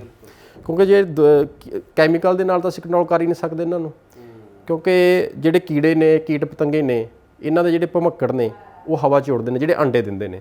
ਹਵਾ ਦੇ ਵਿੱਚ ਕੋਈ ਸਪਰੇਅ ਨਹੀਂ ਕਰ ਸਕਦੇ। ਦੂਸਰੀ ਗੱਲ ਕਿ ਜਿਹੜੇ ਕੀਟ ਪਤੰਗੇ ਨੇਗੇ ਇਹ ਕੁਛ ਅੰਡੇ ਖੇਤ 'ਚ ਦਿੰਦੇ ਨੇ, ਕੁਛ ਖੇਤ ਤੋਂ ਬਾਹਰ ਦਿੰਦੇ ਨੇ। ਖੇਤ ਦੇ ਵਿੱਚ ਅਸੀਂ ਜ਼ਹਿਰਾਂ ਪਾ ਕੇ ਉਹਨੂੰ ਕੰਟਰੋਲ ਕਰ ਲਿਆ, ਪਰ ਜਿਹੜੇ ਬਾਹਰ ਅੰਡੇ ਦਿੱਤੇ ਹੋਏ ਨੇ ਉਹ ਵੀ ਖੇਤਾਂ 'ਚ ਆਉਣਗੇ ਇੱਕ ਦਿਨ। ਤੀਸਰਾ ਅੰਡੇ ਪੱਤਿਆਂ ਦੇ ਹੇਠਾਂ ਦਿੰਦੇ ਨੇ, ਉਸ ਤੱਕ ਸਾਡੀ ਸਪਰੇਅ ਨਹੀਂ ਜਾਂਦੀ ਕੋਈ। ਕੁਛ ਅੰਡੇ ਜ਼ਮੀਨ ਦੇ ਵਿੱਚ ਵੀ ਦਿੰਦੇ ਨੇ, ਕਿਉਂਕਿ ਇਹਦਾ ਜਿਹੜਾ ਇਹ ਸਰਕਲ ਹੈ ਇਹਨੂੰ ਅਸੀਂ ਤੋੜ ਨਹੀਂ ਸਕਦੇ। ਸਿਰਫ ਇਹ ਹੈ ਕਿ ਜਦੋਂ ਕੀੜੇ ਆਉਂਦੇ ਨੇ ਉਹਦੀ ਅਸੀਂ ਸੰਖਿਆ ਦੇਖੀਏ। ਇੱਕ ਕੀੜੇ ਦਾ ਖੇਤ ਦੇ ਵਿੱਚ ਆਉਣਾ ਤੇ ਉਹਦਾ ਅਟੈਕ ਕਰਨਾ ਦੋਨੇ ਵੱਖਰੀਆਂ ਗੱਲਾਂ ਨੇ, ਸਾਨੂੰ ਵੱਖ ਕਰਕੇ ਦੇਖਣਾ ਚਾਹੀਦਾ ਇਹਨਾਂ ਨੂੰ। ਸੋ ਉਹਦੇ ਲਈ ਇਹ ਹੈ ਕਿ ਜਦੋਂ ਕੀੜਿਆਂ ਦੀ ਤਾਦਾਦ ਹੈ ਉਹ ਇੱਕ ਮਿਆਰ ਤੋਂ ਵੱਧ ਜਾਂਦੀ ਹੈ ਤਾਂ ਅਸੀਂ ਜਿਹੜੀਆਂ ਜ਼ਹਿਰਾਂ ਖੇਤ ਦੇ ਵਿੱਚ ਲੈ ਕੇ ਆਈਏ। ਗੋਭ ਦੀ ਸੁੰਡੀ ਹੈ ਇਹਦੇ ਲਈ 5% ਜਿਹੜਾ ETL ਲੈਵਲ, ਮਤਲਬ ਕਿ 5% ਜਦੋਂ ਨੁਕਸਾਨ ਹੋ ਗਿਆ, 100 ਮਗਰ 5 ਪੌਦੇ ਗੋਭ ਦੀ ਸੁੰਡੀ ਦੇ ਸ਼ਿਕਾਰ ਹੋ ਗਏ, ਉਸ ਟਾਈਮ ਤੇ ਅਸੀਂ ਜ਼ਹਿਰਾਂ ਪਾਈਏ। ਨਹੀਂ, ਪਾਉਣ ਦੀ ਲੋੜ ਨਹੀਂ। ਉਸ ਤੋਂ ਪਹਿਲਾਂ ਬਿਲਕੁਲ ਸਾਨੂੰ ਜ਼ਰੂਰਤ ਨਹੀਂ ਪਾਉਣ ਦੀ, ਕਿਉਂਕਿ ਪੌਦੇ ਨੇ ਇੱਕ ਸ਼ਾਖਾ ਖਤਮ ਹੋਈ ਹੈ, ਇੱਕ ਸ਼ਾਖਾ ਹੋਰ ਕੱਢ ਲੈਣੀ ਹੈਗੀ। ਉਹਦੀ ਇੱਕ ਸ਼ਕਤੀ ਹੈ ਪੌਦੇ ਦੀ। ਤੇ ਇਹਦੇ ਲਈ ਜਿਹੜੀ ਜ਼ਹਿਰਾਂ ਨੇ, ਇੱਕ ਐਸਾ ਯੂਨੀਵਰਸਿਟੀ ਨੇ ਨਿੰਮ ਤੇ ਆਧਾਰਿਤ ਜਿਹੜੇ ਕੀਟਨਾਸ਼ਕ ਬਣੇ ਉਹਨਾਂ ਦੀ ਸਿਫਾਰਿਸ਼ ਕੀਤੀ ਹੈ। ਉਹਦੇ ਵਿੱਚ ਨਿੰਮ ਕਵਚ ਨਾਮ ਦੀ ਦਵਾਈ ਹੈ, ਬ੍ਰਾਂਡ ਨੇਮ ਉਹਦਾ, ਤੇ ਇੱਕ ਹੈਗੀ ਇਕੋਟਿਨ। ਇਹਨਾਂ ਦੋਨੇ ਨਿੰਮ ਆਧਾਰਿਤ ਦਵਾਈਆਂ ਨੇ, ਇਹਨਾਂ ਨੂੰ ਅਸੀਂ ਪਾ ਸਕਦੇ ਹਾਂਗੇ। ਇਹਦੇ ਨਾਲ ਸਾਡੇ ਮਿੱਤਰ ਕੀੜੇ ਨਹੀਂ ਖਤਮ ਹੋਣਗੇ। ਇਸ ਤੋਂ ਇਲਾਵਾ ਜਿਹੜੀ ਸਾਡੀ ਪੁਰਾਣੀ ਦਵਾਈ ਹੈ, ਫੇਮ ਨਾਮ ਤੇ ਆਉਂਦੀ ਹੈ, 20 ml ਦਵਾਈ ਹੈਗੀ, 100 ਲੀਟਰ ਪਾਣੀ ਦੇ ਵਿੱਚ ਪਾ ਕੇ ਆਪਾਂ ਉਹਦੀ ਸਪਰੇਅ ਕਰ ਸਕਦੇ ਹਾਂਗੇ। ਤੇ ਦੂਸਰਾ ਕੀੜਾ ਸਾਡਾ ਪੱਤਾ ਲਪੇਟ ਆਉਂਦੀ ਹੈ। ਪੱਤਾ ਲਪੇਟ ਦਾ ਹੁਣ ਆਪਾਂ ਜੇ ਫਾਇਦਾ ਦੇਖੀਏ ਤਾਂ ਉਹਨੇ ਪੱਤੇ ਨੂੰ ਫੋਲਡ ਕਰਨਾ ਹੁੰਦਾ, ਬਿਲਕੁਲ ਫੋਲਡ ਕਰਕੇ ਵਿੱਚ ਬੈਠ ਕੇ ਉਹਨੇ ਹਰਾ ਮਾਦਾ ਖਾਣਾ ਹੁੰਦਾ। ਉਹਦਾ ਜੇ ਫਾਇਦਾ ਦੇਖੀਏ ਤਾਂ ਉੱਪਰਲੇ ਪੱਤੇ ਜਦੋਂ ਫੋਲਡ ਹੋ ਜਾਂਦੇ ਆ ਤਾਂ ਉਹਦੀ ਰੌਸ਼ਨੀ ਪੌਦੇ ਦੇ ਹੇਠਾਂ ਤੱਕ ਜਾਂਦੀ ਹੈ। ਤੇ ਰੌਸ਼ਨੀ ਆ ਜਿਹੜੀ ਸਭ ਤੋਂ ਜ਼ਰੂਰੀ ਆ ਪੌਦੇ ਦੇ ਵਾਧੇ ਦੇ ਲਈ। ਤੇ ਉਹਨੇ ਸਿਰਫ ਹਰਾ ਮਾਦਾ ਖਾਣਾ, ਹੋਰ ਕੋਈ ਨੁਕਸਾਨ ਨਹੀਂ ਕਰਨਾ। ਜਦੋਂ ਹਰਾ ਮਾਦਾ ਖਾਂਦਾ ਪੌਦਾ ਆਪਣੇ ਆਪ ਬਣਾ ਵੀ ਲੈਂਦਾ। ਜੇ ਅਸੀਂ ਉਹ 'ਤੇ ਕੋਈ ਸਪਰੇਅ ਬਣਾ ਵੀ ਕਰੀਏ, ਸਾਡੇ ਸਰੀਰ 'ਤੇ ਕੋਈ ਜ਼ਖਮ ਹੋ ਜੇ, ਅਸੀਂ ਮੱਲਮ ਨਾ ਲਾਈਏ ਤਾਂ ਆਪਣੇ ਆਪ ਰਿਕਵਰ ਵੀ ਹੋ ਜਾਂਦਾ ਹੈਗਾ। ਸੋ ਪੌਦਾ ਉਦੋਂ ਜੰਗ ਸਟੇਜ ਦੇ ਵਿੱਚ ਹੁੰਦਾ ਹੈਗਾ। ਤੇ ਜੇ ਅਟੈਕ ਹੁੰਦਾ ਸਾਨੂੰ ਘਬਰਾਉਣ ਦੀ ਜ਼ਰੂਰਤ ਨਹੀਂ ਗੀ। ਸਾਨੂੰ ਉਹਦਾ ਬਿਨਾਂ ਕੈਮੀਕਲ ਤੋਂ ਵੀ ਹੱਲ ਕਰ ਸਕਦੇ ਹਾਂ। ਇੱਕ ਮੁੰਜ ਦੀ ਰੱਸੀ ਲੈ ਲਈਏ ਅਸੀਂ, ਉਹਨੂੰ ਅਸੀਂ ਦੋਨਾਂ ਸਿਰਿਆਂ ਤੋਂ ਫੜ ਲਈਏ ਤੇ ਦੋਨਾਂ ਸਿਰਿਆਂ ਤੋਂ ਫੜਦੇ ਹੋਏ ਅੱਗੇ ਨੂੰ ਜਾਈਏ, ਉਹਨੇ ਪੈਰੀ ਵਾਪਸ ਆ ਜਾਈਏ। ਤੇ ਜਿਹੜੀ ਗੋਭ ਦੀ ਆਪਣੀ ਪੱਤਾ ਲਪੇਟ ਹੈਗੀ, ਉਹਨੇ ਜਦੋਂ ਰੱਸੀ ਦੇ ਨਾਲ ਹਿੱਲੂਗੀ ਹੇਠਾਂ ਡਿੱਗ ਪੈਣਾ। ਉਹਨੇ ਹੇਠਾਂ ਸਾਡਾ ਪਾਣੀ ਖੜਾ ਹੋਣਾ ਜ਼ਰੂਰੀ ਹੈ। ਤੇ ਜਦੋਂ ਪਾਣੀ ਖੜਾ ਤਾਂ ਪਾਣੀ ਤੋਂ ਬਾਹਰ ਨਹੀਂ ਜਾ ਸਕਦੀ ਉਹ ਸੁੰਡੀ, ਉਹਨੇ ਪਾਣੀ 'ਚ ਡੁੱਬ ਕੇ ਮਰ ਜਾਣਾ ਹੈਗਾ। ਤੇ ਅਗਲੀ ਗੱਲ ਕਿ ਜੇ ਸਾਡਾ 5ਵੇਂ-7ਵੇਂ ਦਿਨ ਮੀਂਹ ਪੈਂਦਾ ਰਹੇ, ਕੋਈ ਹਨੇਰੀ ਹਵਾ ਤੇਜ਼ ਚੱਲਦੀ ਹੈ ਤਾਂ ਇਹ ਜਿਹੜੀ ਸੁੰਡੀ ਆਪਣੇ ਆਪ ਫਿਰ ਹੇਠਾਂ ਡਿੱਗ ਪੈਂਦੀ ਹੈ। ਸੋ ਕੁਦਰਤ ਨੇ ਵੀ ਇਹਦਾ ਕੰਟਰੋਲ ਕੀਤਾ ਹੋਇਆ ਹੈਗਾ। ਸੋ ਇਹਦੇ ਲਈ ਸਾਨੂੰ ਜਿਹੜੀ ਗੋਭ ਦੀ ਸੁੰਡੀ ਹੈ ਇਹਦਾ ਜੇ ਸਾਨੂੰ ਸਪਰੇਹਾਂ ਜ਼ਹਿਰਾਂ ਕਰਨ ਦੀ ਲੋੜ ਪੈਂਦੀ ਵੀ ਹੈ ਤਾਂ ਉਹਦੇ ਲਈ 10% ਜੇ ਸਾਡਾ ਨੁਕਸਾਨ ਹੁੰਦਾ ਹੈ, ਭਾਵ ਕਿ ਜੇ 100 ਮਗਰ 10 ਪੌਦੇ ਸਾਡੇ ਪੱਤਾ ਲਪੇਟ ਦੇ ਸ਼ਿਕਾਰ ਨੇ ਤਾਂ ਅਸੀਂ ਜ਼ਹਿਰਾਂ ਪਾਈਏ, ਅਦਰਵਾਈਜ਼ ਸਾਨੂੰ ਬਿਲਕੁਲ ਪਾਉਣ ਦੀ ਜ਼ਰੂਰਤ ਨਹੀਂ ਗੀ। ਅਗਲਾ ਜਿਹੜਾ ਕੀੜਾ ਆਉਂਦਾ ਉਹ ਸਭ ਤੋਂ ਅਹਿਮ ਮੰਨਦਾ ਉਹਨਾਂ ਨੂੰ, ਉਹਦਾ ਨੁਕਸਾਨ ਜ਼ਿਆਦਾ ਹੁੰਦਾ ਹੈ। ਆਪਣਾ ਪੌਦਿਆਂ ਦਾ ਜਿਹੜਾ ਟਿੱਡਾ ਹੈਗਾ, ਭੂਰੀ ਪਿੱਠ ਵਾਲਾ ਜਾਂ ਚਿੱਟੀ ਪਿੱਠ ਵਾਲਾ ਹੁੰਦੇ ਨੇ ਅਲੱਗ-ਅਲੱਗ, ਉਹਨੇ ਰਸ ਚੂਸਣਾ ਹੁੰਦਾ ਹੈਗਾ। ਤੇ ਰਸ ਚੂਸ ਕੀੜੇ ਸਰਬਜੀਤ ਉੱਥੇ ਆਉਂਦੇ ਆ ਜਿੱਥੇ ਪੌਦੇ ਵਿੱਚ ਰਸ ਜ਼ਿਆਦਾ ਹੋਵੇ। ਰਸ ਕਦੋਂ ਬਣਦਾ? ਜਦੋਂ ਅਸੀਂ ਜਿਹੜੀ ਯੂਰੀਆ ਜ਼ਿਆਦਾ ਪਾਵਾਂਗੇ। ਇਹ ਪੌਦੇ ਦੇ ਵਿੱਚ ਕੱਚਾਪਣ ਲਿਆਉਂਦੀ ਹੈ, ਉਹਦੇ ਵਿੱਚ ਰਸ ਪੈਦਾ ਕਰਦੀ ਹੈ। ਯੂਰੀਆ ਜ਼ਿਆਦਾ ਪਾਵਾਂਗੇ ਤੇ ਲੇਟ, ਜੇ ਅਸੀਂ ਸਿਫਾਰਿਸ਼ ਕਰਦੇ ਹਾਂ ਕਿ ਵੀ 65 ਦਿਨਾਂ 'ਚ ਆਪਾਂ ਯੂਰੀਆ ਸਾਰੀ ਪਾ ਦਈਏ ਤੇ ਅਸੀਂ ਉਹਨੂੰ 80 ਦਿਨਾਂ ਤੱਕ ਲੈ ਜਾਂਦੇ ਹੈਗੇ, ਤਾਂ ਉਸ ਟਾਈਮ ਤੇ ਫਿਰ ਜਿਹੜਾ ਇਹ ਰਸ ਚੂਸ ਕੀੜੇ ਆ ਉਹਨਾਂ ਦਾ ਅਟੈਕ ਵੱਧ ਜਾਂਦਾ ਹੈਗਾ। ਇੱਕ ਤਾਂ ਮੌਸਮ ਉਹਨਾਂ ਲਈ ਅਨੁਕੂਲ ਬਣ ਜਾਂਦਾ, ਇੱਕ ਅਸੀਂ ਉਹਨਾਂ ਦੀ ਖੁਰਾਕ ਆ ਜਿਹੜੀ ਉਹਨੂੰ ਜ਼ਿਆਦਾ ਰਸ ਵਾਲੇ ਪੌਦੇ ਚਾਹੀਦੇ ਉਹ ਅਸੀਂ ਆਪਣੇ ਆਪ ਪੈਦਾ ਕਰ ਦਿੰਦੇ ਹਾਂ। ਬਿਲਕੁਲ। ਸੋ ਇਹਦਾ ਇੱਕ ਤਾਂ ਇਹ ਹੈ ਕਿ ਜਿਹੜਾ ਟਿੱਡਾ ਹੈਗਾ ਇਹ ਧੌੜੀਆਂ ਦੇ ਰੂਪ 'ਚ ਹੀ ਅਟੈਕ ਕਰਦਾ, ਸਾਰੇ ਖੇਤ 'ਚ ਨਹੀਂ ਕਰਦਾ। ਝੋਨੇ ਦਾ ਜਿਹੜਾ ਟਿੱਡਾ ਜਾਂ ਤੇਲਾ ਵੀ ਕਹਿ ਦਿੰਦੇ ਆ ਇਹਨੂੰ, ਉਹ ਖੇਤ ਦੇ ਵਿਚਕਾਰੋਂ ਹਮਲਾ ਕਰਦਾ ਹੈ। ਜਿਹੜਾ ਕਣਕ ਦਾ ਤੇਲਾ ਜਾਂ ਚੇਪਾ ਉਹ ਸਾਈਡ ਤੋਂ ਕਰਦਾ ਹੈਗਾ। ਖੇਤ ਦੇ ਵਿੱਚ ਧੌੜੀਆਂ ਬਣਨਗੀਆਂ, ਪੌਦਾ ਸੁੱਕ ਜਾਂਦਾ, ਰਸ ਚੂਸਦਾ ਉਹਦਾ, ਉਸ ਨੂੰ ਖਤਮ ਕਰਕੇ ਫਿਰ ਅੱਗੇ ਵੱਧਦਾ ਹੈਗਾ ਇਹ। ਸੋ ਚੰਗਾ ਇਹ ਹੈ ਕਿ ਜਿੰਨੇ ਕੁ ਏਰੀਏ 'ਚ ਇਹ ਅਟੈਕ ਹੈ ਇਹਦਾ, ਉਨੇ ਕੁ ਏਰੀਏ ਨੂੰ ਆਪਾਂ ਚੰਗੀ ਤਰ੍ਹਾਂ ਜਿਹੜਾ ਸਪਰੇਅ ਦੇ ਨਾਲ ਚੰਗੀ ਤਰ੍ਹਾਂ ਉਹਨੂੰ ਕੰਟਰੋਲ ਕਰ ਲਈਏ। ਸਾਰੇ ਖੇਤ 'ਚ ਆਪਾਂ ਨੂੰ ਕਰਨ ਦੀ ਜ਼ਰੂਰਤ ਨਹੀਂ ਗੀ। ਉਹਦੇ ਆਸੇ ਪਾਸਾ ਜਿਹੜਾ ਏਰੀਆ ਉਹਦੇ ਵਿੱਚ ਵੀ ਆਪਾਂ ਜਿਹੜੀਆਂ ਜ਼ਹਿਰਾਂ ਪਾ ਸਕਦੇ ਹਾਂਗੇ, ਅਤੇ ਜਿੱਥੇ ਅਟੈਕ ਆ ਉੱਥੇ ਤਾਂ ਪਾਉਣੀਆਂ ਨੇ। ਸੋ ਇਹਦੇ ਲਈ ਜਿਹੜੀ ਨਵੀਂ ਸਿਫਾਰਿਸ਼ ਹੈਗੀ ਉਹ ਸ਼ੀਨ ਨਾਮ ਦੀ ਦਵਾਈ ਹੈ ਜਿਹੜੀ ਅਸੀਂ ਨਰਮੇ ਦੇ ਵਿੱਚ ਵੀ ਕਰਦੇ ਹਾਂਗੇ। 80 ਗ੍ਰਾਮ 1 ਏਕੜ ਦੀ ਸਿਫਾਰਿਸ਼ ਹੈਗੀ। ਇਸ ਤੋਂ ਇਲਾਵਾ ਸਾਡੀ ਪੁਰਾਣੀ ਜਿਹੜਾ ਕੈਮੀਕਲ ਹੈ ਚੈਸ ਨਾਮ 'ਤੇ ਹੈ, ਜਾਂ ਕੌਨਫੀਡੋਰ ਆ, ਸਸਤਾ ਵੀ ਹੈਗਾ। ਸੋ ਇੱਦਾਂ ਜਿਹੜੇ ਕੈਮੀਕਲ ਆ ਉਹਨਾਂ ਨੂੰ ਅਸੀਂ ਖੇਤਾਂ 'ਚ ਇਹਦੇ ਲਈ ਕੰਟਰੋਲ ਦੇ ਲਈ ਪਾ ਸਕਦੇ ਹਾਂ। ਪਰ ਇਹਦੇ ਲਈ ਜਿਹੜਾ ETL ਹੈ ਮਤਲਬ ਕਿ ਕਦੋਂ ਕਰਨੀ ਹੈ? ਜਦੋਂ ਅਸੀਂ ਇੱਕ ਪੌਦੇ ਦੇ ਉੱਪਰ 5 ਤੋਂ ਜ਼ਿਆਦਾ ਟਿੱਡੇ ਆਪਾਂ ਦੇਖਦੇ ਹਾਂਗੇ। ਇਹਦੀ ਨਿਸ਼ਾਨੀ ਇਹ ਹੈ ਜਦੋਂ ਆਪਾਂ ਇਸ ਟਿੱਡੇ ਨੂੰ ਟੱਚ ਕਰਦੇ ਹਾਂ ਟੇਢਾ ਚੱਲਦਾ ਹੈਗਾ। ਅੱਛਾ। ਹਾਂ, ਇਹਦੀ ਇਹ ਨਿਸ਼ਾਨੀ ਹੈਗੀ। ਸੋ ਇਹਦੇ ਬਾਲਗ ਤੇ ਇਹਦੇ ਜਿਹੜੇ ਬੱਚੇ ਨੇ ਇਹ ਦੋਨੇ ਰਸ ਚੂਸਦੇ ਨੇ। ਸੋ ਇਹਦਾ ਆਪਾਂ ਕੈਮੀਕਲ ਕੰਟਰੋਲ ਹੈਗਾ। ਚੌਥਾ ਜਿਹੜਾ ਕੀੜਾ ਆਉਂਦਾ ਸਾਡਾ ਉਹ ਸਿਉਂਕ ਦਾ ਹੈਗਾ। ਸਿਉਂਕ ਬੜੀ ਹੈਰਾਨੀ ਦੀ ਗੱਲ ਹੈ ਕਿ ਝੋਨੇ ਦਾ ਕੀੜਾ ਹੀ ਨਹੀਂ ਗਾ, ਪਰ ਸਾਡੇ ਕਿਸਾਨਾਂ ਦੇ ਮਨ 'ਚ ਆ ਕਿ ਵੀ ਜੇ ਪੌਦਾ ਕਮਲਾ ਗਿਆ ਤਾਂ ਸ਼ਾਇਦ ਜੜ੍ਹਾਂ 'ਚ ਸਿਉਂਕ ਹੋਣੀ ਹੈ। ਸਿਉਂਕ ਆ ਜਿਹੜਾ ਇਹ ਮਾਰੂਥਲ ਦਾ ਕੀੜਾ ਹੈ। ਝੋਨਾ ਪੂਰੇ ਪਾਣੀ ਦਾ ਸਾਡਾ ਪੌਦਾ ਹੈਗਾ। ਸੋ ਜਿਹੜਾ ਸਿਉਂਕ ਹੈਗੀ ਅਟੈਕ ਉੱਥੇ ਕਰਦੀ ਹੈ ਜਿੱਥੇ ਸੁੱਕੀ ਲੱਕੜੀ ਹੈ। ਆਪਾਂ ਦਰਖਤਾਂ 'ਤੇ ਵੀ ਦੇਖਦੇ ਹਾਂ ਜਿਹੜਾ ਬਾਹਰਲਾ ਸੱਕ ਹੁੰਦਾ ਹੈਗਾ ਉੱਥੇ ਅਟੈਕ ਹੋਊਗਾ, ਜਿੱਥੇ ਲੱਕੜ ਗਿੱਲੀ ਆ ਉੱਥੇ ਸਿਉਂਕ ਨਹੀਂ ਜਾਂਦੀ। ਜਿਹੜੀਆਂ ਜੜ੍ਹਾਂ ਸਾਡੀਆਂ ਕਿਸੇ ਹੋਰ ਤਰੀਕੇ ਦੇ ਨਾਲ ਖਤਮ ਹੋ ਗਈਆਂ, ਸੁੱਕ ਗਈਆਂ, ਉੱਥੇ ਸਿਉਂਕ ਅਟੈਕ ਕਰ ਸਕਦੀ ਹੈ। ਜਾਂ ਜਿੱਥੇ ਵੱਟਾਂ ਨੇ, ਜਿੱਥੇ ਪਾਣੀ ਨਹੀਂ ਜਾਂਦਾ, ਪਾਣੀ ਘੱਟ ਜਾਂਦਾ, ਉੱਥੇ ਸਿਉਂਕ ਦਾ ਹਮਲਾ ਹੋ ਸਕਦਾ। ਅਦਰਵਾਈਜ਼ ਝੋਨੇ ਦੇ ਵਿੱਚ ਸਵਾਲ ਹੀ ਨਹੀਂ ਪੈਦਾ ਹੁੰਦਾ ਕਿ ਬਈ ਜਿਹੜਾ ਸਿਉਂਕ ਆ ਉਹਦਾ ਹਮਲਾ ਹੋ ਗਿਆ। ਤੇ ਜੇ ਸਾਈਡਾਂ 'ਤੇ ਸਾਨੂੰ ਥੋੜ੍ਹਾ ਮੋਟਾ ਅਟੈਕ ਦਿਖਦਾ ਵੀ ਆ, ਉਨੀ ਕੁ ਜਗ੍ਹਾ 'ਤੇ ਅਸੀਂ ਜ਼ਹਿਰਾਂ ਪਾ ਲਈਏ, ਜਿਵੇਂ ਸਸਤੀ ਦਵਾਈ ਕਲੋਰਵਾ ਸਾਡੀ ਮਿੱਟੀ 'ਚ ਪਾ ਕੇ ਉਹਦਾ ਛਿੱਟਾ ਦੇ ਦਈਏ ਅਸੀਂ। ਸਾਰੇ ਖੇਤ 'ਚ ਬਿਲਕੁਲ ਨਾ ਪਾਈਏ ਅਸੀਂ। ਸੋ ਇਹਦੇ ਇਹ ਮੇਜਰ 3-4 ਕੀੜੇ ਸੀਗੇ ਝੋਨੇ ਦੇ ਵਿੱਚ। ਤੇ ਅਗਲੀ ਜੇ ਬਿਮਾਰੀਆਂ ਦੀ ਗੱਲ ਕਰੀਏ ਸਰਬਜੀਤ ਅਸੀਂ, ਤੇ ਬਿਮਾਰੀਆਂ ਦੇ ਵਿੱਚ ਮੁੱਢਲੀ ਗੱਲ ਇਹ ਹੈ ਕਿ ਬਿਮਾਰੀਆਂ ਆਉਂਦੀਆਂ ਕਿਉਂ ਨੇ? ਉਹਦੇ 3 ਕਾਰਨ ਨੇਗੇ। ਇੱਕ ਤਾਂ ਇਹ ਹੈ ਕਿ ਮੈਂ ਥੋੜ੍ਹਾ ਘੱਟਦਾ ਤੁਹਾਨੂੰ, ਬਿਮਾਰੀਆਂ ਦੀ ਗੱਲ ਆਪਾਂ ਕਰਦੇ ਹਾਂ, ਉਹੀ ਗੱਲ ਜਿੱਦਾਂ ਨਦੀਨਾਂ ਦੀ ਕੀਤੀ ਸੀਗੀ, ਤੁਸੀਂ ਇਹਨਾਂ ਦੇ ਵਿੱਚ ਬਹੁਤ ਸੋਹਣੇ ਔਰਗੈਨਿਕ ਤਰੀਕੇ ਵੀ ਦੱਸੇ ਆ ਵੀ ਆਪਾਂ ਇਹਨਾਂ ਨੂੰ ਔਰਗੈਨਿਕ ਤਰੀਕੇ ਨਾਲ ਵੀ ਹੱਲ ਕੀਤਾ ਜਾ ਸਕਦਾ। ਜਿੱਦਾਂ ਆਪਾਂ ਉਹਨਾਂ ਦਾ ਬੀਜ ਤਿਆਰ ਨਹੀਂ ਹੋਣ ਦਿੱਤਾ, ਨਾ ਦਈਏ ਤਾਂ ਨਦੀਨ ਨਹੀਂ ਹੋਣਗੇ। ਇੱਦਾਂ ਇਹਨਾਂ ਦਾ ਹੋ ਸਕਦਾ ਵੀ ਆਪਾਂ ਉਹਨਾਂ ਦੇ ਆਂਡੇ ਕਿੱਥੇ ਹੋਰ ਨਦੀਨ ਪੈਦਾ ਹੁੰਦੇ ਆ, ਜਾਂ ਫਿਰ ਜਿਵੇਂ ਮਾਸਾਹਾਰੀ ਤੇ ਸ਼ਾਕਾਹਾਰੀ ਆਪਣੇ ਕੀੜੇ ਹੈਗੇ ਆ, ਜੇ ਆਪਾਂ ਉਹਨਾਂ ਨੂੰ ਉੱਦਾਂ ਹੀ ਛੱਡ ਦਈਏ ਵੀ ਮਾਸਾਹਾਰੀ ਆਪਣਾ ਕੰਮ ਕਰ ਦੂਗਾ, ਜਿਹੜੇ ਆਪਣੇ ਮਿੱਤਰ ਕੀੜੇ ਉਹ ਆਪਣਾ ਕੰਮ ਕਰ ਦੇਣਗੇ, ਉਹ ਜਿਹੜੇ ਆਪਣੇ ਪੌਦਿਆਂ ਨੂੰ ਮਤਲਬ ਨੁਕਸਾਨ ਪਹੁੰਚਾਉਂਦੇ ਉਹ ਆਪਣੇ ਆਪ ਖਾ ਜਾਣਗੇ, ਜਾਂ ਕੋਈ ਹੋਰ ਹੱਲ ਆ ਪੱਕਾ? ਨਹੀਂ, ਉਹਦਾ ਹੱਲ ਤਾਂ ਇਹ ਹੈ ਕਿ ਸਾਡੇ ਖੇਤਾਂ ਦੇ ਵਿੱਚ ਮਾਸਾਹਾਰੀ ਕੀੜਾ ਜਿਹੜੀ ਉਹਨਾਂ ਦੀ ਸੰਖਿਆ ਵਧਣੀ ਚਾਹੀਦੀ ਹੈਗੀ। ਤੇ ਉਹ ਅਸੀਂ ਇੱਕ ਵਾਰ ਸਰਕਲ ਬ੍ਰੇਕ ਕਰ ਚੁੱਕੇ ਹਾਂਗੇ ਮੇਰੇ ਹਿਸਾਬ ਨਾਲ। ਸਪਰੇਅ ਕਰਕੇ ਉਹਨਾਂ ਨੂੰ ਵੀ ਮਾਰਤਾ, ਉਹਨਾਂ ਨੂੰ ਮਾਰ ਚੁੱਕੇ ਹਾਂਗੇ ਅਸੀਂ। ਦੂਸਰਾ, ਅਸੀਂ ਜਿਹੜੇ ਸ਼ਾਕਾਹਾਰੀ ਸਾਡੇ ਕੀੜੇ ਨੇ ਫਸਲਾਂ ਨੂੰ ਨੁਕਸਾਨ ਪਹੁੰਚਾਉਂਦੇ ਨੇ, ਉਹਨਾਂ ਨੂੰ ਆਪ ਵੀ ਸੱਦਾ ਦਿੰਦੇ ਹਾਂਗੇ। ਇੱਕ ਤਾਂ ਅਸੀਂ ਜ਼ਿਆਦਾ ਲੋੜ ਤੋਂ ਜ਼ਿਆਦਾ ਖਾਦਾਂ ਪਾ ਰਹੇ ਹਾਂਗੇ, ਜਿਵੇਂ ਪਹਿਲਾਂ ਦੱਸਿਆ ਰਸ ਚੂਸ ਕੀੜੇ ਉੱਥੇ ਹੋਣਗੇ ਜਿੱਥੇ ਰਸ ਵੱਧ ਗਿਆ। ਸੰਘਣੀਆਂ ਫਸਲਾਂ ਲਾ ਰਹੇ ਹਾਂਗੇ। ਪਾਣੀ ਅਸੀਂ ਲੋੜ ਤੋਂ ਜ਼ਿਆਦਾ ਪੈਦਾ ਕਰਦੇ ਹਾਂ ਤਾਂ ਉਹਨਾਂ ਲਈ ਮਾਈਕਰੋ ਕਲਾਈਮੇਟ ਬਣ ਜਾਂਦਾ ਫਸਲ ਦੇ ਵਿੱਚ। ਉਹਨਾਂ ਨੂੰ ਜ਼ਿਆਦਾ ਨਮੀ ਚਾਹੀਦੀ ਹੈ, ਅਸੀਂ ਜ਼ਿਆਦਾ ਪਾਣੀ ਦੇ ਦਿੱਤਾ। ਮਤਲਬ ਕੁਛ ਉਹਨਾਂ ਦੀ ਵਧਣ ਫੁੱਲਣ ਦੇ ਲਈ ਜਿਹੜੀਆਂ ਕੰਡੀਸ਼ਨਸ ਚਾਹੀਦੀਆਂ ਨੇ ਉਹ ਅਸੀਂ ਆਪ ਵੀ ਪੈਦਾ ਕਰਕੇ ਦੇ ਦਿੰਦੇ ਹਾਂ। ਦੂਸਰਾ, ਜਿਹੜੇ ਕੀੜਿਆਂ ਨੂੰ ਕੰਟਰੋਲ ਕਰਨ ਵਾਲੇ ਮਾਸਾਹਾਰੀ ਕੀੜੇ ਸੀਗੇ ਉਹਨਾਂ ਨੂੰ ਅਸੀਂ ਪਹਿਲਾਂ ਹੀ ਜ਼ਹਿਰਾਂ ਪਾ ਕੇ ਖਤਮ ਕਰ ਦਿੱਤਾ। ਤੀਸਰਾ ਇੱਕ ਸਰਬਜੀਤ ਹੋਰ ਹੈ ਕਿ ਇਹਨਾਂ ਦੇ ਜਿਹੜੇ ਕੁਛ ਕੀੜੇ ਮਕੌੜੇ ਨੇ ਉਹਨਾਂ ਦੇ ਅੰਡੇ ਜ਼ਮੀਨ ਦੇ ਵਿੱਚ ਹੁੰਦੇ ਨੇ। ਤੇ ਹੁਣ ਮਈ ਜੂਨ ਦੇ ਮਹੀਨੇ ਦੇ ਵਿੱਚ ਬਹੁਤ ਜ਼ਿਆਦਾ ਧੁੱਪਾਂ ਪੈਂਦੀਆਂ ਨੇ। ਉਸ ਦਿਨਾਂ ਦੇ ਵਿੱਚ ਅਸੀਂ ਨਾ ਜ਼ਮੀਨ ਨੂੰ ਠੰਡਾ ਕਰਦੇ ਹਾਂਗੇ। ਮੋਟਰ ਦਾ ਚਲੋ 2-3 ਘੰਟੇ ਪਾਣੀ ਆਉਂਦਾ ਤੇ ਅਸੀਂ ਲੱਗਦਾ ਕਿ ਵੀ ਅਸੀਂ ਛੱਡ ਦਈਏ ਖੇਤਾਂ ਦੇ ਵਿੱਚ। ਉਹਦੇ ਕਾਰਨ ਕੀ ਹੁੰਦਾ ਹੈ, ਜੇ ਅਸੀਂ ਉਸ ਸਮੇਂ 'ਤੇ ਉਹ ਖੇਤਾਂ ਨੂੰ ਵਾਹ ਕੇ ਖੋਲ੍ਹ ਕੇ ਰੱਖ ਦਈਏ ਤਾਂ ਜਿਹੜੇ ਕੀੜੇ ਮਕੌੜਿਆਂ ਦੇ ਅੰਡੇ ਨੇ ਉਹ ਧੁੱਪ ਦੇ ਨਾਲ ਖਤਮ ਹੋ ਸਕਦੇ ਨੇ। ਉਹਨਾਂ ਦੇ ਲਾਰਵੇ ਨੇ ਉਹ ਧੁੱਪ ਦੇ ਨਾਲ ਖਤਮ ਹੋ ਸਕਦੇ ਨੇ। ਪਰ ਅਸੀਂ ਉਹਨਾਂ ਨੂੰ ਫਿਰ ਉੱਦਾਂ ਦਾ ਕਲਾਈਮੇਟ ਇਨਵਾਇਰਮੈਂਟ ਦੇ ਦਿੱਤਾ ਕਿ ਉਹ ਵਧਣ ਫੁੱਲਣ। ਉਹਨਾਂ ਨੂੰ ਪਾਣੀ ਦੇ ਦਿੱਤਾ, ਠੰਡ ਚਾਹੀਦੀ ਹੈ, ਨਮੀ ਚਾਹੀਦੀ ਹੈ, ਉਹ ਵਧਣ ਫੁੱਲਣਗੇ। ਸੋ ਇਹ 3-4 ਗੱਲਾਂ ਨੇ ਜਿਹੜੀਆਂ ਕਿ ਜ਼ਿੰਮੇਵਾਰ ਨੇ ਗੀਆਂ ਕਿ ਅਸੀਂ ਸ਼ਾਕਾਹਾਰੀ ਜਿਹੜੇ ਕੀਟ ਨੇ ਸਾਡੀ ਫਸਲਾਂ ਦੇ ਉਹਨਾਂ ਨੂੰ ਤਾਂ ਵਧਾ ਰਹੇ ਹਾਂ ਤੇ ਮਾਸਾਹਾਰੀ ਨੂੰ ਜਿਨ੍ਹਾਂ ਨੇ ਉਹਨਾਂ ਨੂੰ ਕੰਟਰੋਲ ਕਰਨਾ ਸੀਗਾ ਉਹਨਾਂ ਨੂੰ ਅਸੀਂ ਘਟਾ ਰਹੇ। ਬਿਲਕੁਲ ਹਾਂਜੀ। ਹੁਣ ਆਪਾਂ ਇਸ ਝੋਨੇ ਤੇ ਬਿਮਾਰੀਆਂ ਜਿਹੜੀਆਂ ਉਹਨਾਂ ਬਾਰੇ ਦੱਸੋ ਵੀ ਕਿਹੜੀਆਂ ਤੇ ਕੀ ਹੱਲ ਹੈ। ਹਾਂ, ਬਿਮਾਰੀਆਂ ਦੀ ਗੱਲ ਕਰਨ ਤੋਂ ਪਹਿਲਾਂ ਆਪਾਂ ਇਹਦੀਆਂ ਬੇਸਿਕ ਜਿਹੀਆਂ ਗੱਲਾਂ ਦੇਖ ਲਈਏ, ਬਿਮਾਰੀ ਆਉਂਦੀ ਕਿਉਂ ਹੈਗੀ। ਹਾਂ ਬਿਲਕੁਲ। ਉਹਦੇ ਵਿੱਚ ਇੱਕ ਤਾਂ ਇਹ ਹੈ ਕਿ ਸਰ ਜੀ 3 ਚੀਜ਼ਾਂ ਜਦੋਂ ਇਕੱਠੀਆਂ ਹੋ ਜਾਂਦੀਆਂ ਨੇ ਤਾਂ ਬਿਮਾਰੀ ਪਣਪਦੀ ਹੈਗੀ। ਪਹਿਲਾ ਤਾਂ ਹੁੰਦਾ ਕਿ ਜ਼ਰੂਰੀ ਹੁੰਦਾ ਹੈ ਕਿ ਬਿਮਾਰੀ ਦੇ ਕਣ ਕਿਤੇ ਮੌਜੂਦ ਹੋਣਗੇ। ਜਦੋਂ ਕਣ ਹੈਗੇ ਨੇ ਤਾਂ ਦੂਸਰੀ ਕੰਡੀਸ਼ਨ ਉਹਦੇ ਲਈ ਚਾਹੀਦੀ ਹੁੰਦੀ ਹੈ ਕਿ ਉਹਦੇ ਲਈ ਉੱਦਾਂ ਦਾ এনवायरमेंट ਚਾਹੀਦਾ ਹੈਗਾ। ਤੀਸਰਾ ਫਿਰ ਜਿਸ ਪੌਦੇ 'ਤੇ ਬਿਮਾਰੀ ਆਉਣੀ ਆ ਉਹ ਪੌਦੇ ਦੇ ਵਿੱਚ ਬਿਮਾਰੀ ਦੇ ਨਾਲ ਲੜਨ ਦੀ ਤਾਕਤ ਨਾ ਹੋਵੇ। 3 ਗੱਲਾਂ ਚਾਹੀਦੀਆਂ। ਜੋ 3 ਗੱਲਾਂ ਇਕੱਠੀਆਂ ਹੋ ਜਾਂਦੀਆਂ ਨੇ ਤੇ ਬਿਮਾਰੀ ਜਿਹੜੀ ਪੈਦਾ ਹੁੰਦੀ ਹੈਗੀ। ਹੁਣ ਜਿਹੜਾ ਪਹਿਲਾ ਹੈਗਾ ਕਿ ਵੀ ਬਿਮਾਰੀ ਦੇ ਕਣ ਉਹ ਉੱਲੀ ਹੈਗੀ, ਚਾਹੇ ਸਾਡੇ ਬੈਕਟੀਰੀਆ ਦੇ ਰੋਗ ਨੇ, ਉਹ ਮਿੱਟੀ 'ਚ ਵੀ ਹੋ ਸਕਦੇ ਨੇ, ਉਹ ਬੀਜ ਦੇ ਵਿੱਚ ਵੀ ਹੋ ਸਕਦੇ ਨੇ, ਤੇ ਉਹ ਆਸੇ-ਪਾਸੇ ਦੇ ਜਿਹੜੇ ਸਾਡੇ ਨਦੀਨ ਨੇ ਉਹਨਾਂ ਵਿੱਚ ਵੀ ਹੋ ਸਕਦੇ ਨੇ, ਕੁਛ ਹਵਾ ਦੇ ਵਿੱਚ ਵੀ ਹੁੰਦੇ ਨੇਗੇ। ਸੋ ਉਹਨਾਂ ਦੀ ਜਿਹੜੀ ਜੜ ਆ ਇਹਨਾਂ 3-4 ਥਾਵਾਂ 'ਤੇ ਹੈਗੀ।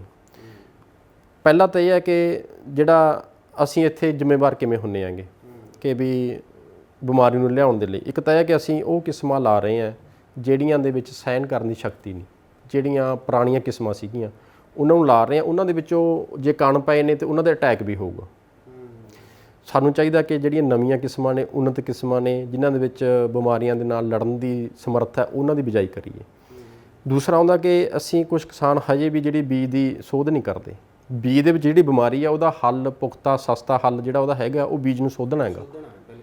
ਉਹਦੇ ਵਿੱਚ ਜਿਹੜੇ ਬਿਮਾਰੀ ਦੇ ਕਣ ਪਏ ਨੇ ਉਹ ਤਾਂ ਹੀ ਖਤਮ ਹੋਣਗੇ ਜੇ ਬੀਜ ਨੂੰ ਸੋਧਾਂਗੇ। ਜੇ ਅਸੀਂ ਨਹੀਂ ਸੋਧਦੇ ਤੇ ਉਹ ਬੀਜ ਦੇ ਨਾਲ ਪੌਦੇ ਦੇ ਵਿੱਚ ਵੱਧਦੀ ਫੁੱਲਦੀ ਹੈ ਤੇ ਉਹਦਾ ਬਾਅਦ 'ਚ ਕੋਈ ਕੰਟਰੋਲ ਨਹੀਂ ਹੁੰਦਾ ਹੈਗਾ।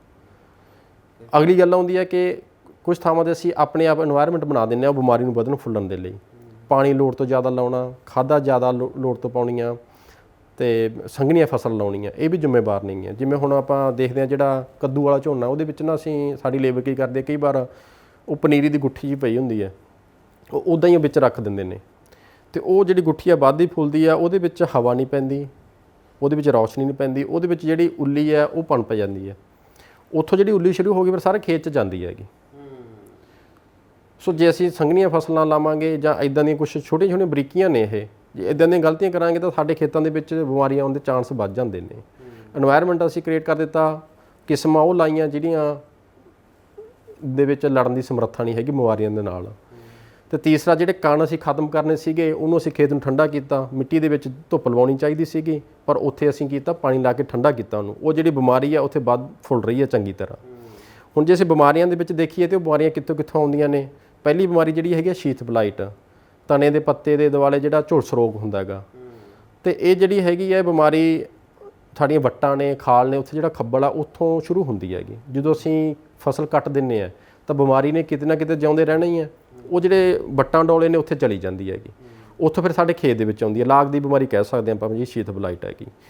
ਸੋ ਇਹਦੀ ਜੇ ਆਪਾਂ ਨਿਸ਼ਾਨੀ ਦੇਖੀਏ ਤਾਂ ਜਿਹੜੇ ਪਾਣੀ ਦੀ ਸਤ੍ਹਾ ਦੇ ਉੱਪਰ ਜਿਹੜਾ ਤਣਾ ਹੈਗਾ ਝੋਨੇ ਦਾ, ਉਹਦੇ ਵਿੱਚ ਧੱਬੇ ਸਲੇਟੀ ਰੰਗ ਦੇ ਪੈ ਜਾਂਦੇ ਨੇ। ਧੱਬਿਆਂ ਦਾ ਜਿਹੜਾ ਕਿਨਾਰਾ ਉਹ ਜਾਮਨੀ ਰੰਗ ਦਾ ਹੈਗਾ। ਤੇ ਜੇ ਜ਼ਿਆਦਾ ਹੋ ਜੇ ਤਾਂ ਇਹ ਜਿਹੜਾ ਪੌਦੇ ਦਾ ਜਿਹੜਾ ਭੋਜਨ ਆ ਹੇਠਾਂ ਤੋਂ ਉੱਪਰ ਜਾਂਦਾ, ਉਹ ਜਿਹੜਾ ਡਿਸਟਰਬ ਹੋ ਜਾਂਦਾ ਹੈਗਾ, ਉੱਪਰ ਜਿਹੜੀ ਮੁੰਜਰ ਨਹੀਂ ਬਣਦੀ ਗੀ। ਸੋ ਜਿਹੜਾ ਇਹ ਸ਼ੁਰੂ ਹੁੰਦੀ ਹੈ ਖੱਬਲ ਤੋਂ। ਇੱਕ ਤਾਂ ਇਹਦੇ ਲਈ ਇਹ ਹੈਗਾ ਕਿ ਆਪਾਂ ਜਿਹੜਾ ਆਸ-ਪਾਸ ਉਹਨੂੰ ਸਾਫ਼ ਰੱਖੀਏ ਤੇ ਜੇ ਇਹਦਾ ਕੈਮੀਕਲ ਕੰਟਰੋਲ ਕਰਨਾ ਉਹਦੇ ਲਈ ਜਿਹੜੀਆਂ ਸਾਡੀਆਂ ਉੱਲੀ ਨਾਸ਼ਕ ਨੇਗੇ ਉਹਨਾਂ ਦੇ ਵਿੱਚ ਨਟੀਵੋ ਹੈਗੀ। ਇੱਦਾਂ ਦੇ ਜਿਹੜੇ ਜਿਵੇਂ ਇਸ ਸਾਲ ਨਵੀਂ ਸਿਫਾਰਿਸ਼ ਹੈ ਪਲਸਰ ਨਾਮ 'ਤੇ ਆਈ ਹੈ 150 ml ਉਹਦੀ 1 ਏਕੜ ਦੀ ਸਿਫਾਰਿਸ਼ ਹੈਗੀ। ਇੱਦਾਂ ਦੀਆਂ ਆਪਾਂ ਜਿਹੜੀਆਂ ਕੈਮੀਕਲ ਜ਼ਹਿਰਾਂ ਖੇਤਾਂ 'ਚ ਲਿਆ ਸਕਦੇ ਹਾਂਗੇ। ਅਗਲੀ ਜਿਹੜੀ ਬਿਮਾਰੀ ਆਉਂਦੀ ਹੈ ਉਹ ਸਾਡੀ ਹੈਗੀ ਹੈ ਹਲਦੀ ਦਾ ਰੋਗ। ਉਹ ਜਿਹੜੀ ਬਿਮਾਰੀ ਹੈ ਸਰਬਜੀਤ ਉਹ ਮਿੱਟੀ 'ਚ ਉਪਜਦੀ ਹੈ। ਹਲਦੀ ਦਾ ਰੋਗ ਉਹ ਮਿੱਟੀ ਦੇ ਵਿੱਚ ਕਣ ਪਏ ਰਹਿੰਦੇ ਨੇ। ਅਗਲੇ ਸਾਲ ਜਦੋਂ ਉਹਨਾਂ ਨੂੰ ਸਹੀ ਕੰਡੀਸ਼ਨ ਮਿਲਦੀ ਹੈ ਉਹ ਪੌਦੇ ਦੇ ਵਿੱਚ ਫੇਰ ਆ ਜਾਂਦੇ ਨੇ। ਨਿਸ਼ਾਨੀ ਇਹਦੀ ਹੈ ਕਿ ਦਾਣੇ ਦੀ ਜਗ੍ਹਾ 'ਤੇ ਹਲਦੀ ਦੇ ਗੋਲੇ ਬਣ ਜਾਂਦੇ ਨੇ। ਜਦੋਂ ਫੁੱਲ ਖੁੱਲ੍ਹਦਾ ਹੈਗਾ ਤਾਂ ਉਸ ਟਾਈਮ 'ਤੇ ਉਹ ਗੋਲਾ ਆਕਾਰ 'ਚ ਵੱਧ ਜਾਂਦਾ ਹੈ। ਇੱਕ ਤਾਂ ਉਹ ਦਾਣੇ ਦੀ ਜਗ੍ਹਾ 'ਤੇ ਉਹ ਗੋਲਾ ਬਣ ਗਿਆ, ਜਿਹੜੇ ਆਸੇ-ਪਾਸੇ ਦੇ ਦਾਣੇ ਆ ਫੁੱਲ ਨੇ ਉਹਨਾਂ ਨੂੰ ਖੁੱਲ੍ਹਣ ਤੋਂ ਰੋਕਦਾ ਹੈਗਾ। ਸੋ ਦਾਣਿਆਂ ਦੇ ਵਿੱਚ ਕਮੀ ਆਉਂਦੀ ਹੈਗੀ। ਤੇ ਇਹਦਾ ਜਿਹੜਾ ਕੰਟਰੋਲ ਹੈਗਾ ਉਹ ਸਿਰਫ ਇੱਕ ਸਟੇਜ 'ਤੇ ਹੀ ਹੈਗਾ। ਜਦੋਂ ਇਹਦੀ ਨਿਸ਼ਾਨੀ ਆ ਗਈ ਉਦੋਂ ਇਹਦਾ ਕੰਟਰੋਲ ਕੋਈ ਨਹੀਂ ਗਾ। ਜਦੋਂ ਪੌਦਾ ਗੋਭ ਦੇ ਵਿੱਚ ਹੈ ਉਸ ਟਾਈਮ 'ਤੇ ਸਾਡੀ ਸਿਫਾਰਿਸ਼ ਆ ਜਿਹੜੀ ਜ਼ਹਿਰ ਹੈਗੀ ਕੋਸਾਈਡ ਨਾਮ 'ਤੇ ਆਉਂਦੀ ਹੈ। ਉਹਦੀ ਅਸੀਂ ਅੱਧਾ ਕਿਲੋ ਦੀ ਸਪਰੇਅ 200 ਲੀਟਰ ਪਾਣੀ 'ਚ ਪਾ ਕੇ ਪੌਦਾ ਗੋਭ ਦੇ ਵਿੱਚ ਹੈ ਉਸ ਟਾਈਮ ਤੇ ਸਪਰੇਅ ਦੇ ਸਕਦੇ ਹਾਂ, ਕਿਉਂਕਿ ਜਦੋਂ ਗੋਭ ਦੇ ਵਿੱਚ ਪੌਦਾ ਉਹਦੇ ਵਿੱਚ ਫੁੱਲ ਬਣ ਰਿਹਾ ਉਸ ਟਾਈਮ ਤੇ ਇਹਦੀ ਇਨਫੈਕਸ਼ਨ ਵਧਣੀ ਸ਼ੁਰੂ ਹੁੰਦੀ ਹੈਗੀ। ਉਸ ਟਾਈਮ ਤੇ ਕੰਟਰੋਲ ਹੋ ਗਿਆ ਠੀਕ ਹੈ। ਜੇ ਬਾਅਦ 'ਚ ਸਾਨੂੰ ਬਿਮਾਰੀ ਦੇ ਲੱਛਣ ਦਿਖਾਈ ਦਿੱਤੇ ਫਿਰ ਅਸੀਂ ਆਪਦੇ ਖੇਤ 'ਚ ਕੋਈ ਜ਼ਹਿਰਾਂ ਨਾ ਲੈ ਕੇ ਆਈਏ, ਫਿਰ ਇਹਨੂੰ ਇਦਾਂ ਰਹਿਣ ਦਈਏ। ਸਾਡੇ ਉਹ ਦੇਖਣ 'ਚ ਭੈੜੀ ਲੱਗੇਗੀ ਸਾਨੂੰ, ਹਲਦੀ ਦੇ ਗੋਲੇ ਬਣ ਜਾਂਦੇ ਪਰ ਉਹਦਾ ਨੁਕਸਾਨ ਬਹੁਤਾ ਜ਼ਿਆਦਾ ਨਹੀਂ ਹੁੰਦਾ। ਉਹਦੇ ਜਦੋਂ ਕਟਾਈ ਕਰਨੀ ਹੈ ਅਸੀਂ ਤਾਂ ਕਿ ਉਹਦੀ ਜਿਹੜੀ ਬਿਮਾਰੀ ਆ ਹੋਰ ਜ਼ਿਆਦਾ ਨਾ ਵਧੇ, ਜੇ ਧੁੱਪ ਆ ਜਾਂਦੀ ਹੈ ਉਸ ਟਾਈਮ ਤੇ ਆਪਾਂ ਉਹਦੀ ਕਟਾਈ ਕਰ ਲਈਏ ਝੋਨੇ ਦੀ ਜਿੱਥੇ ਹਲਦੀ ਰੋਗ ਹੈ, ਕਿਉਂਕਿ ਜੇ ਸਵੇਰ ਦੇ ਟਾਈਮ ਕਰਾਂਗੇ ਆਪਾਂ ਉਦੋਂ ਤਰੇਲ ਹੁੰਦੀ ਹੈ ਤਾਂ ਉਹ ਤਰੇਲ ਦੇ ਨਾਲ ਚਿਪਕ ਕੇ ਹੋਰ ਦਾਣਿਆਂ ਨੂੰ ਵੀ ਖਰਾਬ ਕਰਦੀ ਹੈਗੀ। ਸੋ ਇਸੇ ਤਰ੍ਹਾਂ ਹੀ ਅਗਲਾ ਜਿਹੜਾ ਸਾਡਾ ਰੋਗ ਆਉਂਦਾ ਹੈ ਉਹ ਝੰਡਾ ਰੋਗ ਹੈਗਾ। ਉਹ ਸਾਡਾ ਜਿਹੜਾ ਪਰਮਲ ਝੋਨਾ ਉਹਦੇ ਵਿੱਚ ਬਹੁਤ ਘੱਟ ਆ, ਉਹਦੇ 'ਚ ਨਾ ਮਾਤਰ ਹੀ ਹੈ ਤੇ ਬਾਸਮਤੀ ਤੇ ਜ਼ਿਆਦਾ ਅਟੈਕ ਹੈ। ਝੰਡੇ ਰੋਗ ਦਾ ਜਿਹੜਾ ਨਾਮ ਤੋਂ ਹੀ ਪਤਾ ਲੱਗਦਾ, ਜਿਹੜੇ ਪੌਦੇ ਨੇ ਉਹਨਾਂ ਦੀ ਹਾਈਟ ਜ਼ਿਆਦਾ ਹੋ ਜਾਂਦੀ ਹੈ ਦੂਸਰਿਆਂ ਦੇ ਨਾਲ। ਜਿਹੜਾ ਝੰਡਾ ਰੋਗ ਆ ਉਹ ਬੀਜ ਦਾ ਰੋਗ ਹੈ। ਜੜ ਤਾਂ ਕਿਤੇ ਨਾ ਕਿਤੇ ਕੋਈ ਮਿੱਟੀ 'ਚੋਂ ਬਿਮਾਰੀ ਪਨਪ ਰਹੀ ਹੈ, ਕੋਈ ਬੀਜ 'ਚੋਂ, ਕੋਈ ਵੱਟਾਂ ਤੋਂ। ਝੰਡਾ ਰੋਗ ਆ ਜਿਹੜਾ ਉਹ ਬੀਜ ਦੇ ਵਿੱਚ ਆਉਂਦਾ, ਉਹਦਾ ਹੱਲ ਸਿਰਫ ਬੀਜ ਨੂੰ ਸੋਧਣਾ ਹੈਗਾ।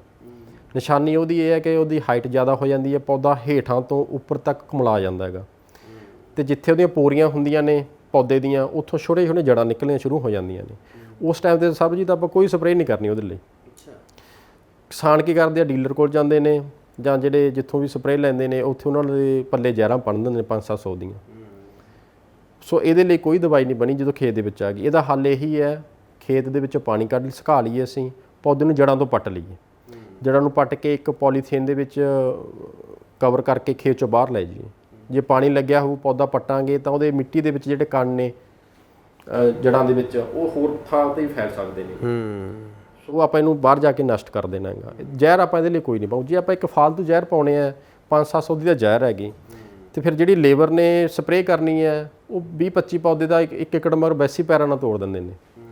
ਸਾਡਾ ਉਹਨਾਂ ਨੁਕਸਾਨ ਬਿਮਾਰੀ ਨਾਲ ਨਹੀਂ ਹੁੰਦਾ ਜਿੰਨਾ ਅਸੀਂ ਫਾਲਤੂ ਸਪਰੇਅ ਨਾਲ ਕਰ ਦਿੰਦੇ ਨੇ। ਤੀਸਰਾ ਸਾਡੇ ਮਿੱਤਰ ਕੀੜੇ ਖਤਮ ਹੁੰਦੇ ਨੇ। ਸੋ ਜ਼ਹਿਰਾਂ ਜਿਹੜੀਆਂ ਅਸੀਂ ਬੜੀ ਸੰਜਮ ਦੇ ਨਾਲ ਸੋਚ ਸਮਝ ਕੇ ਪਾਉਣੀਆਂ ਨੇ। ਅਤੇ ਜਿਹੜੀ ਅਗਲੀ ਬਿਮਾਰੀ ਆਉਂਦੀ ਹੈ ਭੂਰੇ ਧੱਬਿਆਂ ਦਾ ਰੋਗ। ਸਾਡੀ ਜਦੋਂ ਉੱਥੇ ਆਉਂਦੀ ਹੈ ਜਿੱਥੇ ਮਿੱਟੀ ਹੈ, ਜਿਹੜੀ ਜ਼ਮੀਨ ਸਾਡੀ ਮਾੜੀ ਆ, ਖੁਰਾਕ ਚੰਗੀ ਨਹੀਂ ਗੀ। ਪੱਤਿਆਂ ਦੇ ਉੱਪਰ ਭੂਰੇ ਰੰਗ ਦੇ ਜਿਹੜੇ ਅੱਖ ਦੀ ਸ਼ੇਪ ਦੇ ਜਿਹੜੇ ਧੱਬੇ ਪੈ ਜਾਂਦੇ ਨੇ ਅਤੇ ਉਹਨਾਂ ਦੇ ਜਿਹੜੇ ਧੱਬੇ ਪਏ ਨੇ ਉਹਨਾਂ ਦੇ ਆਲੇ ਦੁਆਲੇ ਨਾ ਇੱਕ ਪੀਲੇ ਰੰਗ ਦਾ ਘੇਰਾ ਬਣ ਜਾਂਦਾ, ਉਹਦੀ ਪੱਕੀ ਨਿਸ਼ਾਨੀ ਹੈਗੀ। ਸੋ ਇਹਦੇ ਲਈ ਇੱਕ ਤਾਂ ਉੱਨਤ ਕਿਸਮਾਂ ਬੀਜੀਏ, ਦੂਸਰਾ ਖਾਦ ਖੁਰਾਕ ਸਹੀ ਰੱਖੀਏ ਅਤੇ ਇਹਦੀਆਂ ਮੇਜਰ 4-5 ਬਿਮਾਰੀਆਂ ਨੇ ਆਪਣੇ ਝੋਨੇ ਦੇ ਵਿੱਚ। ਅਤੇ ਫਾਲਤੂ ਜ਼ਹਿਰਾਂ ਪਾਉਣ ਤੋਂ ਬਿਲਕੁਲ ਸਾਨੂੰ ਸਕੋਚ ਕਰਨਾ ਚਾਹੀਦਾ। ਉਹਦੇ ਫਾਇਦੇ ਦੀ ਬਜਾਏ ਸਾਡੇ ਲਈ ਬਹੁਤ ਵੱਡੇ ਨੁਕਸਾਨ ਹੈ। ਬਿਲਕੁਲ ਡਾਕਟਰ ਸਾਹਿਬ, ਤੁਸੀਂ ਹਰ ਇੱਕ ਉਹਦੇ ਬਾਰੇ ਦੱਸਿਆ ਪੱਧਰ 'ਤੇ ਆਪਾਂ ਨੂੰ ਕੀੜੇ ਮਕੌੜੇ ਦੇ ਬਿਮਾਰੀਆਂ 'ਤੇ। ਇੱਕ ਗੱਲ ਇਹ ਵੀ ਹੈ, ਜਿਵੇਂ ਆਪਾਂ ਗੱਲ ਕਰਦੇ ਹਾਂ ਪਾਣੀਆਂ ਦੀ, ਤੁਸੀਂ ਪਹਿਲਾਂ ਦੱਸਿਆ ਵੀ ਜਦੋਂ ਆਪਾਂ ਕੱਦੂ ਨਾਲ ਝੋਨਾ ਬੀਜਦੇ ਹਾਂ ਤਾਂ ਜਿਹੜਾ ਪਾਣੀ ਆ ਉਹ ਦੁਬਾਰਾ ਫੇਰ ਥੱਲੇ ਨਹੀਂ ਜਾਂਦਾ ਜ਼ਮੀਨ ਦੇ ਵਿੱਚ, ਇਹਦੇ ਨਾਲ ਜਾਂਦਾ ਹੈ। ਓਵਰਆਲ ਆਪਾਂ ਪਾਣੀ ਦੀ ਇਹਦੇ 'ਚ ਕਿੰਨੀ ਕੁ ਬਚਤ ਕਰ ਸਕਦੇ ਹਾਂ ਕੱਦੂ ਨਾਲ ਝੋਨਾ ਬੀਜਣ ਦੇ ਮੁਕਾਬਲੇ ਸਿੱਧੀ ਬਿਜਾਈ ਨਾਲ? ਯੂਨੀਵਰਸਿਟੀ ਸਿਫਾਰਿਸ਼ ਹੈ ਕਿ ਜੇ ਅਸੀਂ ਸਿੱਧੀ ਬਿਜਾਈ ਕਰਦੇ ਹਾਂ 10 ਤੋਂ 20% ਪਾਣੀ ਦੀ ਬਚਤ ਹੁੰਦੀ ਹੈ, ਕਿਉਂਕਿ ਜਿਹੜਾ ਪਹਿਲਾ ਪਾਣੀ ਅਸੀਂ ਲੇਟ ਲਾਉਣਾ 20-21 ਦਿਨਾਂ 'ਤੇ ਉੱਥੇ ਕਾਫੀ ਵੱਡੀ ਬਚਤ ਹੋ ਜਾਂਦੀ ਹੈ। ਇੱਕ ਅਸੀਂ ਕੱਦੂ ਕਰਕੇ ਖੇਤ ਨੂੰ ਪਾਣੀ ਦੇ ਨਾਲ ਭਰ ਕੇ ਫਿਰ ਝੋਨੇ ਦੀ ਲਵਾਈ ਕਰਨੀ ਹੈ। ਜਿੱਥੇ ਅਸੀਂ ਪਹਿਲੇ 20 ਦਿਨ ਅਸੀਂ ਪਾਣੀ ਬਚਾ ਲਿਆ ਤਾਂ ਉੱਥੇ ਕਾਫੀ ਵੱਡੀ ਬਚਤ ਹੋ ਜਾਂਦੀ ਹੈ। ਉਸ ਤੋਂ ਬਾਅਦ ਕੁਝ ਸਮੇਂ ਬਾਅਦ ਬਰਸਾਤਾਂ ਵੀ ਸ਼ੁਰੂ ਹੋ ਜਾਂਦੀਆਂ ਨੇ। ਸੋ ਸਾਡੀ 20% ਤੱਕ ਇਹਦੀ ਬਚਤ ਕਰ ਸਕਦੇ ਹਾਂਗੇ। ਅਤੇ ਪਹਿਲਾ ਪਾਣੀ ਸਾਨੂੰ ਬਿਲਕੁਲ ਲੇਟ ਲਾਉਣਾ ਚਾਹੀਦਾ ਹੈਗਾ, ਉੱਥੇ ਸਾਡੀ ਪਾਣੀ ਦੀ ਬਚਤ ਹੈ। ਉਹਦੇ ਫਾਇਦੇ ਵੀ ਹੈ। ਇੱਕ ਤਾਂ ਫਾਇਦਾ ਇਹ ਹੈ ਕਿ ਪੌਦੇ ਦੀ ਜੜ੍ਹ ਆ ਉਹ ਹੇਠਾਂ ਤੱਕ ਚਲੀ ਜਾਂਦੀ ਹੈ। ਜੇ ਅਸੀਂ ਪਾਣੀ ਦੀ ਪੂਰਤੀ ਉੱਪਰੋਂ ਕਰ ਦਿੱਤੀ ਤਾਂ ਜੜ੍ਹ ਉੱਪਰ ਰਹੂਗੀ ਪੌਦੇ ਦੀ, ਉਹਦੀ ਜੜ੍ਹ ਡੂੰਘੀ ਨਹੀਂ ਜਾਣੀ। ਪਹਿਲਾ ਪਾਣੀ ਲੇਟ ਲਾਈਏ। ਦੂਸਰਾ ਵੱਡਾ ਫਾਇਦਾ ਉਹਦਾ ਹੁੰਦਾ ਹੈ, ਇੱਕ ਤਾਂ ਪਾਣੀ ਦੀ ਬਚਤ, ਇੱਕ ਜਿਹੜਾ ਫਾਇਦਾ ਕਿ ਨਦੀਨ ਨੇਗੇ ਜਦੋਂ ਗਿੱਲ ਮਿਲਦੀ ਆ ਉਹਦੇ ਉਹ ਜੰਮਦੇ ਨੇਗੇ। ਪਹਿਲਾ ਪਾਣੀ ਲੇਟ ਲਾਵਾਂਗੇ ਤਾਂ ਨਦੀਨ ਜਿਹੜੇ ਨਹੀਂ ਜੰਮਣਗੇ, ਸਾਡੇ ਨਦੀਨ ਨਾਸ਼ਕਾਂ ਦੀ ਜਿਹੜਾ ਖਰਚਾ ਉਹ ਬਚ ਜਾਂਦਾ। ਤੀਸਰਾ ਜਿਹੜਾ ਖੁਰਾਕੀ ਤੱਤ ਹੈ, ਜਦੋਂ ਅਸੀਂ ਪਾਣੀ ਬਾਰ-ਬਾਰ ਲਾਵਾਂਗੇ ਤਾਂ ਉਹ ਜੜ੍ਹਾਂ ਤੋਂ ਹੇਠਾਂ ਚਲੇ ਜਾਂਦੇ ਨੇ ਅਤੇ ਉਹ ਚਾਹੀਦੇ ਜੜ੍ਹਾਂ ਦੇ ਕੋਲ ਹੋਣੇ ਚਾਹੀਦੇ ਨੇ, ਆਸ-ਪਾਸ ਹੋਣੇ ਚਾਹੀਦੇ ਨੇ ਜਿਹੜੇ ਸਾਡੇ ਖੁਰਾਕੀ ਤੱਤ ਨੇ। ਅਤੇ ਜੇ ਅਸੀਂ ਪਾਣੀ ਲੇਟ ਲਾਵਾਂਗੇ ਤਾਂ ਉਹ ਵੀ ਜਿਹੜੇ ਖੁਰਾਕੀ ਤੱਤ ਪੌਦੇ ਨੂੰ ਮਿਲਦੇ ਰਹਿੰਦੇ ਨੇ। ਪਾਣੀ ਦੀ ਬਚਤ ਦੇ ਨਾਲ ਉਹਦੇ ਸਾਡੇ 3-4 ਵੱਡੇ ਫਾਇਦੇ ਵੀ ਇਸ ਤਰ੍ਹਾਂ ਹੋ ਜਾਂਦੇ ਨੇ। ਇਹਦਾ ਕੋਈ ਝਾੜ 'ਤੇ ਵੀ ਫਰਕ ਪੈਂਦਾ ਹੈ? ਸਰ ਜੀ, ਪਿਛਲੇ ਸਾਲ ਜਿਹੜਾ ਰਿਕਾਰਡ ਸੀਗਾ ਕੁਛ ਕਿਸਾਨਾਂ ਦਾ ਜਿਨ੍ਹਾਂ ਨੇ ਬਹੁਤ ਵਧੀਆ ਤਰੀਕੇ ਦੇ ਨਾਲ ਇਹਨੂੰ ਸਾਂਭ ਸੰਭਾਲ ਕੀਤੀ, ਉਹਨਾਂ ਦਾ ਝਾੜ ਈਵਨ ਵੱਧ ਵੀ ਰਿਹਾ। ਕੁਝ ਕਿਸਾਨਾਂ ਦਾ ਜੇ ਘਟਿਆ ਪਰ ਮੁਨਾਫੇ ਦੇ ਵਿੱਚ ਫਰਕ ਨਹੀਂ ਪਿਆ। ਜੇ ਕਿਸੇ ਦਾ 2 ਕੁਆਂਟਲ 3 ਕੁਆਂਟਲ ਵੀ ਘਟ ਗਿਆ ਤਾਂ ਉਹਦਾ ਖਰਚਾ ਬਹੁਤ ਘਟ ਗਿਆ। ਮਤਲਬ ਓਵਰਆਲ ਦੇਖਿਆ ਜਾਵੇ ਤਾਂ ਮੁਨਾਫੇ ਦੇ ਵਿੱਚ ਕੋਈ ਫਰਕ ਨਹੀਂਗਾ। ਝਾੜ ਜਿੱਥੇ ਘਟ ਵੀ ਗਿਆ ਉੱਥੇ ਮੁਨਾਫਾ ਉਹਦੇ ਬਰਾਬਰ ਹੀ ਰਹੂਗਾ। ਮੁਨਾਫੇ 'ਚ ਕੋਈ ਕਮੀ ਨਹੀਂ, ਅਸੀਂ ਇਹ ਦੇਖਿਆ। ਬਿਲਕੁਲ ਬਿਲਕੁਲ। ਹੋਰ ਜੇਕਰ ਆਪਾਂ ਝੋਨੇ ਦੀ ਸਿੱਧੀ ਬਿਜਾਈ ਬਾਰੇ ਤੁਹਾਡੇ ਨਾਲ ਵੀ ਕਿਸਾਨਾਂ ਨੇ ਗੱਲਾਂ ਬਾਤਾਂ ਕਰੀਆਂ ਹੋਣਗੀਆਂ, ਤੁਹਾਡੇ ਹਿਸਾਬ ਨਾਲ ਜੇ ਓਵਰਆਲ ਆਪਾਂ ਦੇਖੀਏ ਤਾਂ ਕਿਹੜੀ ਵੱਡੀ ਸਮੱਸਿਆ ਪਿਛਲੇ ਸਾਲ ਕਿਸਾਨਾਂ ਨੂੰ ਆਈ ਤੇ ਉਹਦਾ ਕੀ ਹੱਲ ਕੀਤਾ ਜਾ ਸਕਦਾ ਹੁਣ ਇਸ ਵਾਰੀ ਕਿਸਾਨਾਂ ਨੂੰ, ਜਾਂ ਫਿਰ ਜਿਹੜੇ ਕਿਸਾਨ ਹੁਣ ਇਸ ਵਾਰੀ ਸਿੱਧੀ ਬਿਜਾਈ ਕਰਨਗੇ ਜਾਂ ਪਿਛਲੀ ਵਾਰ ਦੇ ਡਰੇ ਹੋਏ ਕਿਸਾਨ ਹੈ, ਉਹਨਾਂ ਨੂੰ ਤੁਸੀਂ ਕੀ ਸਲਾਹ ਦੇਣਾ ਚਾਹੁੰਦੇ ਹੋ? ਹਾਂ, ਪਿਛਲੀ ਵਾਰ ਮੈਂ ਜਿਵੇਂ ਪਹਿਲਾਂ ਦੱਸਿਆ ਵੀ ਕਰੰਟ ਸਭ ਤੋਂ ਵੱਡਾ ਮੁੱਦਾ ਸੀਗਾ। ਕਰੰਟ ਹੋਈਆਂ, ਉਹਦੇ ਲਈ ਨਾ ਬੜੀ ਵਧੀਆ ਤਕਨੀਕ ਹੈ ਯੂਨੀਵਰਸਿਟੀ ਨੇ ਜਿਹੜੀ ਸਾਨੂੰ ਦਿੱਤੀ ਹੈ ਕਿ ਜਿਹੜੀ ਅਸੀਂ ਬਿਜਾਈ ਕਰਨੀ ਹੈ, ਲੱਕੀ ਸੀਡ ਡਰਿਲ ਹੈ, ਉਹਦੇ ਪਿੱਛੇ ਪ੍ਰੈਸ ਵੀਲ ਲੱਗੇ ਹੋਏ ਨੇ, ਪਹੀਏ ਲੱਗੇ ਹੋਏ ਨੇ, ਪਿੱਛੇ ਉਹਦੇ ਇੱਕ ਸਪਰੇਅ ਕਰਨ ਵਾਲਾ ਨਦੀਨਨਾਸ਼ਕ ਦੀ ਸਪਰੇਅ ਕਰਨ ਵਾਲਾ ਡਰਮ ਵੀ ਲੱਗਿਆ ਹੋਇਆ ਹੈਗਾ। ਅੱਛਾ, ਨਾਲ ਦੀ ਨਾਲ ਸਪਰੇਅ ਕਰੀ ਜਾਂਦਾ, ਸਪਰੇਅ ਵੀ ਕਰਦਾ ਹੈਗਾ। ਸੋ ਉਹਦਾ ਜਿਹੜਾ ਕਰੰਟ ਵਾਲੀ ਗੱਲ ਸੀਗੀ ਇਹਦੇ ਵਿੱਚ 90% ਤੱਕ ਘਟਣ ਦੀ ਸਾਡੀ ਉਮੀਦ ਹੈਗੀ। ਉਹਦਾ ਕਾਰਨ ਇਹ ਹੈ ਕਿ ਜਿਹੜੇ ਉਹ ਪ੍ਰੈਸ ਵੀਲ ਨੇ ਉਹ ਪਹੀਏ ਨਾਲ ਚੱਲਦੇ ਨੇ। 2 ਲਾਈਨਾਂ ਦੇ ਵਿੱਚ ਅਸੀਂ ਬਿਜਾਈ ਕੀਤੀ, ਜਿਹੜਾ ਵਿਚਕਾਰਲੀ ਜਗ੍ਹਾ ਸਿਆੜਾਂ ਦੇ ਉਹਨੂੰ ਉਹਨੇ ਪ੍ਰੈਸ ਕਰ ਦੇਣਾ, ਨੀਵਾਂ ਕਰ ਦੇਣਾ। ਤੇ ਜੇ ਕਿਤੇ ਮੀਂਹ ਵੀ ਪੈਂਦਾ ਹੈ ਤੇ ਜਿਹੜੀ ਲਾਈਨ ਦੇ ਵਿੱਚ ਸਾਡਾ ਬੀਜ ਪਿਆ ਉਹ ਉੱਪਰ ਹੈਗਾ, ਉਹ ਮਿੱਟੀ ਢਲ ਕੇ ਸਿਆੜਾਂ ਦੇ ਵਿੱਚ ਆ ਜਾਊਗੀ। ਉਹ ਜਿਹੜੀ 2 ਵਿਚਕਾਰ ਜਗ੍ਹਾ ਉੱਥੇ ਆ ਜਾਣਾ ਉਹਨੇ, ਤੇ ਜਿਹੜਾ ਬੀਜ ਆ ਉਹ ਕਰੰਟ ਦੇ ਵਿੱਚ ਨਹੀਂ ਆਊਗਾ। ਪਿਛਲੇ ਸਾਲ ਕੀ ਸੀਗਾ ਕਿ ਜਿਹੜੀ ਲਾਈਨ ਦੇ ਵਿੱਚ ਅਸੀਂ ਬੀਜ ਬੀਜਿਆ ਹੈਗਾ, ਜਿਹੜੀ ਕਤਾਰ ਦੇ ਵਿੱਚ ਉਹ ਨੀਵੀਂ ਹੁੰਦੀ ਹੈ, ਜੋ ਮੀਂਹ ਪੈਂਦਾ ਤਾਂ ਬੀਜ ਨੂੰ ਮਿੱਟੀ ਢੱਕ ਲੈਂਦੀ ਹੈ। ਇਸ ਸਾਲ ਜੇ ਅਸੀਂ ਉਹ ਤਕਨੀਕ ਵਰਤਦੇ ਹਾਂ ਤਾਂ ਉਲਟਾ ਹੋਊਗਾ, ਜਿਹੜੇ ਬੀਜਾਂ ਦੇ ਉੱਪਰ ਮਿੱਟੀ ਆ ਹੇਠਾਂ ਆ ਜਾਣੀ ਹੈ, ਤਾਂ ਉਹ ਆਸਾਨੀ ਨਾਲ ਬਾਹਰ ਆ ਸਕਦੇ ਆ। ਮੈਨੂੰ ਲੱਗਦਾ ਕਿ ਕਿਸਾਨਾਂ ਦੇ ਲਈ ਬਹੁਤ ਹੀ ਲਾਹੇਵੰਦ ਇਹ ਤਕਨੀਕ ਸਾਬਤ ਹੋ ਗਈ ਇਸ ਸਾਲ। ਦੂਸਰਾ ਜਿਹੜਾ ਖਦਸ਼ਾ ਸੀ ਕਿ ਕਿਸਾਨਾਂ ਨੂੰ ਚੂਹਿਆਂ ਦੀ, ਚੂਹੇ, ਕਿਉਂਕਿ ਉਸ ਸਮੇਂ ਜਦੋਂ ਸਿੱਧੀ ਬਿਜਾਈ ਕਰਦੇ ਹਾਂ ਅਸੀਂ ਜੂਨ ਦੇ ਵਿੱਚ, ਆਸ-ਪਾਸ ਕੋਈ ਫਸਲ ਨਹੀਂ ਹੁੰਦੀ ਤੇ ਚੂਹਿਆਂ ਦਾ ਜ਼ਿਆਦਾ ਅਟੈਕ ਹੁੰਦਾ ਹੈਗਾ। ਉਹਦੇ ਲਈ ਇੱਕ ਤਾਂ ਹੱਲ ਇਹ ਹੈ ਕਿ ਜਿਹੜੀਆਂ ਸਾਡੀਆਂ ਪੁਰਾਣੀਆਂ ਵੱਟਾਂ ਨੇ ਜਿਨ੍ਹਾਂ ਦੀ ਚੜਾਈ ਜ਼ਿਆਦਾ ਹੈ, ਜੇ 1 ਫੁੱਟ ਤੋਂ ਜ਼ਿਆਦਾ ਵੱਟਾਂ ਦੀ ਚੜਾਈ ਹੈ, ਚੂਹਾ ਉੱਥੇ ਖੱਡ ਬਣਾਉਂਦਾ। ਜੇ ਵੱਟਾਂ ਸਾਡੀਆਂ ਬਹੁਤੀਆਂ ਚੌੜੀਆਂ ਨਹੀਂ ਤੇ ਚੂਹਾ ਉੱਥੇ ਖੱਡ ਨਹੀਂ ਬਣਾ ਸਕਦਾ। ਇੱਕ ਤਾਂ ਅਸੀਂ ਵੱਟਾਂ ਦਾ ਥੋੜ੍ਹਾ ਸੁਧਾਰ ਕਰ ਸਕਦੇ ਹਾਂ। ਦੂਸਰਾ, ਜਦੋਂ ਇਹਦਾ ਹੱਲ ਕਰਨਾ ਤਾਂ ਆਪਾਂ ਇਕੱਲੇ ਖੇਚ ਨਾ ਕਰੀਏ। ਚੂਹਾ ਬੜਾ ਚਲਾਕ ਜਾਨਵਰ ਹੈਗਾ, ਤੇ ਜੇ ਅਸੀਂ 5-7 ਜ਼ਿਮੀਂਦਾਰ ਇਕੱਠੇ ਹੋ ਕੇ, ਵੈਸੇ ਤਾਂ ਚਾਹੀਦਾ ਸਾਰਾ ਪਿੰਡ ਪੱਧਰ ਤੇ ਇਹ ਜਿਹੜੀ ਮੁਹਿੰਮ ਚੱਲਣੀ ਚਾਹੀਦੀ ਹੈਗੀ, ਜੇ ਅਸੀਂ ਆਸ-ਪਾਸ ਦੇ 5-7 ਜਿਹੜੇ ਜ਼ਿਮੀਂਦਾਰ ਇਕੱਠੇ ਹੋ ਕੇ ਸਾਰੇ ਖੇਤਾਂ 'ਚ ਜਿਹੜੀ ਦਵਾਈ ਪਾਵਾਂਗੇ ਤਾਂ ਉਹ ਜ਼ਿਆਦਾ ਅਸਰਦਾਰ ਹੈ। ਕਿਉਂਕਿ ਇੱਕ ਖੇਤ ਦੇ ਵਿੱਚ ਚੂਹੇ ਖਤਮ ਕੀਤੇ, ਇੱਕ ਖੇਤ 'ਚ ਜ਼ਿਮੀਂਦਾਰ ਨੇ ਜੇ ਕੋਈ ਜ਼ਹਿਰ ਪਾਈ ਹੈ ਤਾਂ ਨਾਲ ਵਾਲੇ ਖੇਤ 'ਚ ਉੱਥੇ ਆ ਜਾਣਗੇ। ਤੀਸਰਾ, ਕਿ ਜਦੋਂ ਅਸੀਂ ਦਵਾਈ ਪਾਉਣੀ ਇਹਦੇ ਲਈ ਜ਼ਿੰਕ ਫਾਸਫਾਈਡ ਹੈ ਜਿਹੜੀ ਉਹਦੀ ਸਿਫਾਰਿਸ਼ ਹੈਗੀ, ਤਾਂ ਉਹਦੇ ਵਿੱਚ ਕਈ ਕਿਸਾਨ ਨਾ ਪਾਣੀ ਮਿਲਾ ਦਿੰਦੇ ਨੇ, ਜਦੋਂ ਕਿ ਉਹਦਾ ਅਸਰ ਇਹ ਹੁੰਦਾ ਕਿ ਜਦੋਂ ਚੂਹਾ ਉਹ ਦਵਾਈ ਚੂਹੇ ਦੇ ਅੰਦਰ ਜਾਂਦੀ ਹੈ ਤਾਂ ਉਹਨੇ ਗੈਸ ਬਣਾਉਣੀ ਹੁੰਦੀ ਹੈ ਉਹਦੇ ਢਿੱਡ ਦੇ ਵਿੱਚ, ਤਾਂ ਉਹ ਚੂਹੇ ਨੂੰ ਖਤਮ ਕਰਦੀ ਹੈਗੀ। ਕਈ ਕਿਸਾਨ ਕੀ ਕਰਦੇ ਨੇ ਕਿ ਪਾਣੀ ਬਾਹਰ ਲਾ ਦਿੰਦੇ ਨੇ ਦਵਾਈ ਨੂੰ। ਜੇ ਪਾਣੀ ਬਾਹਰ ਲੱਗ ਗਿਆ ਤਾਂ ਉਹਦੀ ਗੈਸ ਬਾਹਰ ਹੀ ਬਣ ਗਈ, ਚੂਹੇ ਨੂੰ ਉਹ ਦੇ ਲਈ ਉਹ ਬੇਅਸਰ ਹੋ ਗਈ। ਅਗਲੀ ਗੱਲ ਇਹਦੇ 'ਚ ਆਉਂਦੀ ਹੈ ਕਿ ਅਸੀਂ ਸਮਾਂ ਕੀ ਹੈ ਇਹਦੇ ਲਈ, ਜਦੋਂ ਝੋਨੇ ਨੂੰ ਦਾਣੇ ਪੈ ਗਏ ਉਸ ਟਾਈਮ 'ਤੇ ਤਾਂ ਉਹਦੇ ਕੋਲ ਬਹੁਤ ਜ਼ਿਆਦਾ ਭੋਜਨ ਆ ਜਾਂਦਾ, ਉਹ ਸਾਡੀ ਦਵਾਈ ਵੱਲ ਨੂੰ ਝਾਕੂਗਾ। ਜਦੋਂ ਆਸ-ਪਾਸ ਕੋਈ ਫਸਲ ਨਹੀਂ ਹੈਗੀ ਜਾਂ ਝੋਨੇ ਨੂੰ ਦਾਣੇ ਨਹੀਂ ਪਏ, ਮਤਲਬ ਅਗਸਤ ਤੱਕ ਅਸੀਂ ਦਵਾਈ ਆਪਣੇ ਖੇਤਾਂ 'ਚ ਰੱਖ ਦਈਏ। ਉਹਦਾ ਚੋਗਾ ਬਣਾਉਣ ਦੀ ਜਿਹੜੀ ਵਿਧੀ ਹੈਗੀ, ਜ਼ਿੰਕ ਫਾਸਫਾਈਡ ਹੈ 25 ਗ੍ਰਾਮ, ਉਹਦੇ ਵਿੱਚ 20 ਗ੍ਰਾਮ ਅਸੀਂ ਖੰਡ ਪੀਸ ਕੇ ਪਾ ਲੈਣੀ ਹੈ, 20 ਗ੍ਰਾਮ ਅਸੀਂ ਕੋਈ ਵੀ ਤੇਲ ਆ ਜਿਹੜਾ ਵਰਤਦੇ ਹਾਂ, 1 ਕਿਲੋ ਕੋਈ ਦਰੜ ਦਾਣਿਆਂ ਦਾ, ਬਾਜਰਾ ਹੋਵੇ, ਜਵਾਰ ਹੋਵੇ, ਕਣਕ ਹੋਵੇ, ਉਹਨਾਂ ਨੂੰ ਮਿਕਸ ਕਰਕੇ ਚੋਗਾ ਬਣਾ ਲੈਣਾ। ਤੇ 1 ਕਿੱਲੇ ਦੇ ਵਿੱਚ 40 ਥਾਵਾਂ ਦੇ ਉੱਪਰ ਛੋਟੀਆਂ ਅਸੀਂ ਉਹ ਪੂੜੀਆਂ ਬਣਾ ਲੈਣੀਆਂ, ਉਹ ਖੱਡਾਂ ਦੇ ਵਿੱਚ ਰੱਖ ਦੇਣੀਆਂ। ਸੋ ਇਸ ਤਰ੍ਹਾਂ ਉਹਦਾ ਤਰੀਕੇ ਦੇ ਨਾਲ ਅਸੀਂ ਉਹਦਾ ਹੱਲ ਕਰ ਸਕਦੇ ਹਾਂ। ਬਿਲਕੁਲ ਬਿਲਕੁਲ ਡਾਕਟਰ ਸਾਹਿਬ, ਇਹਦੇ 'ਚ ਖਾਦਾਂ ਜਿਹੜੀਆਂ ਉਹ ਕਿਹੜੀਆਂ ਆਪਾਂ ਵਰਤ ਸਕਦੇ ਹਾਂ ਝੋਨੇ ਦੇ ਵਿੱਚ? ਖਾਦ ਦੀ ਜਿਹੜੀ ਸਭ ਤੋਂ ਜ਼ਿਆਦਾ ਜ਼ਰੂਰਤ ਵਾਲੀ ਖਾਦ ਹੈ ਉਹ ਯੂਰੀਆ। ਸਾਡੀ ਨਾਈਟ੍ਰੋਜਨ ਤੱਤ ਦੀ ਪੌਦੇ ਨੂੰ ਬਹੁਤ ਜ਼ਿਆਦਾ ਜ਼ਰੂਰਤ ਹੁੰਦੀ ਹੈ। ਝੋਨੇ ਦੇ ਵਿੱਚ ਸਿੱਧੀ ਬਿਜਾਈ ਵਾਲਾ ਝੋਨਾ, ਉਹਦੇ ਵਿੱਚ ਅਸੀਂ 130 ਕਿਲੋ ਯੂਰੀਆ ਪ੍ਰਤੀ ਏਕੜ ਸਿਫਾਰਿਸ਼ ਕੀਤੀ ਹੋਈ ਹੈ। ਤਾਂ ਉਹਨੇ ਪਾਉਣ ਦਾ ਤਰੀਕਾ ਅਤੇ ਸਮਾਂ ਇਹ ਬੜਾ ਜ਼ਰੂਰੀ ਹੈਗਾ। ਸਮਾਂ ਇਹਦਾ ਹੈਗਾ ਕਿ ਅਸੀਂ ਬਿਜਾਈ ਤੋਂ ਚੌਥੇ ਹਫ਼ਤੇ, 6ਵੇਂ ਹਫ਼ਤੇ ਅਤੇ 9ਵੇਂ ਹਫ਼ਤੇ, ਮਤਲਬ ਅਸੀਂ 28 ਦਿਨਾਂ ਤੋਂ ਸ਼ੁਰੂ ਕਰਕੇ ਬਿਜਾਈ ਤੋਂ 65 ਦਿਨਾਂ ਦੇ ਵਿੱਚ 3 ਡੋਜ਼ ਦੇ ਵਿੱਚ 3 ਮਾਤਰਾ 'ਚ ਬਰਾਬਰ ਵੰਡ ਕੇ ਛਿੱਟਾ ਦੇ ਦੇਣਾ ਹੈ। ਸੋ ਇਹਦੇ ਲਈ ਸਮਾਂ ਇਹੀ ਕਿਉਂ 28 ਤੋਂ 65 ਦਿਨ ਦਾ। ਇਹਦੇ ਵਿੱਚ ਇਹ ਹੈ ਕਿ ਪੌਦੇ ਦੀਆਂ ਜਿਹੜੀਆਂ ਸਟੇਜਾਂ ਅਲੱਗ-ਅਲੱਗ ਹੁੰਦੀਆਂ ਨੇ, ਉਹਦੀ ਜ਼ਰੂਰਤ ਵੀ ਪੌਦੇ ਦੀ ਸਟੇਜ ਦੇ ਅਨੁਸਾਰ ਹੁੰਦੀ ਹੈ।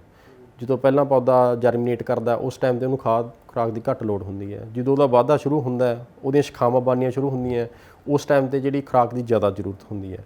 ਤੇ ਜਿਹੜੀ ਇਫੈਕਟਿਵ ਟਿਲਰਿੰਗ ਹੈ, ਮਤਲਬ ਕਿ ਉਹ ਸ਼ਾਖਾਵਾਂ ਜਿਨ੍ਹਾਂ ਤੇ ਮੁੰਜਰ ਪੈਂਦੀ ਹੈ, ਸਾਨੂੰ ਉਹੀ ਚਾਹੀਦੀਆਂ ਨੇ। ਉਹਨਾਂ ਦਾ ਸਹੀ ਸਮਾਂ 28 ਤੋਂ 65-70 ਦਿਨਾਂ ਦੇ ਵਿੱਚ ਹੀ ਹੁੰਦਾ ਹੈਗਾ। ਉਸ ਤੋਂ ਬਾਅਦ ਵੀ ਸ਼ਾਖਾਵਾਂ ਬਣਦੀਆਂ ਨੇ ਪੌਦੇ ਦੇ ਵਿੱਚ, ਝੋਨੇ ਦੇ, ਤੇ ਉਹਨਾਂ ਨੂੰ ਮੁੰਜਰ ਨਹੀਂ ਪੈਂਦੀ। ਅਸੀਂ ਅਕਸਰ ਦੇਖਿਆ ਹੋਊਗਾ ਕਿ ਜਿਹੜਾ ਸਾਡਾ ਪੌਦਾ ਬਹੁਤ ਜ਼ਿਆਦਾ ਫੈਲ ਜਾਂਦਾ ਹੈ, ਉਹਦੀਆਂ ਸ਼ਾਖਾਵਾਂ ਇੱਕ ਪੌਦੇ ਦੀਆਂ 30 ਤੱਕ ਵੀ ਚਲੀਆਂ ਜਾਂਦੀਆਂ, ਪਰ ਮੁੰਜਰ 16-17 ਸ਼ਾਖਾਵਾਂ ਨੂੰ ਪੈਂਦੀ ਹੈ।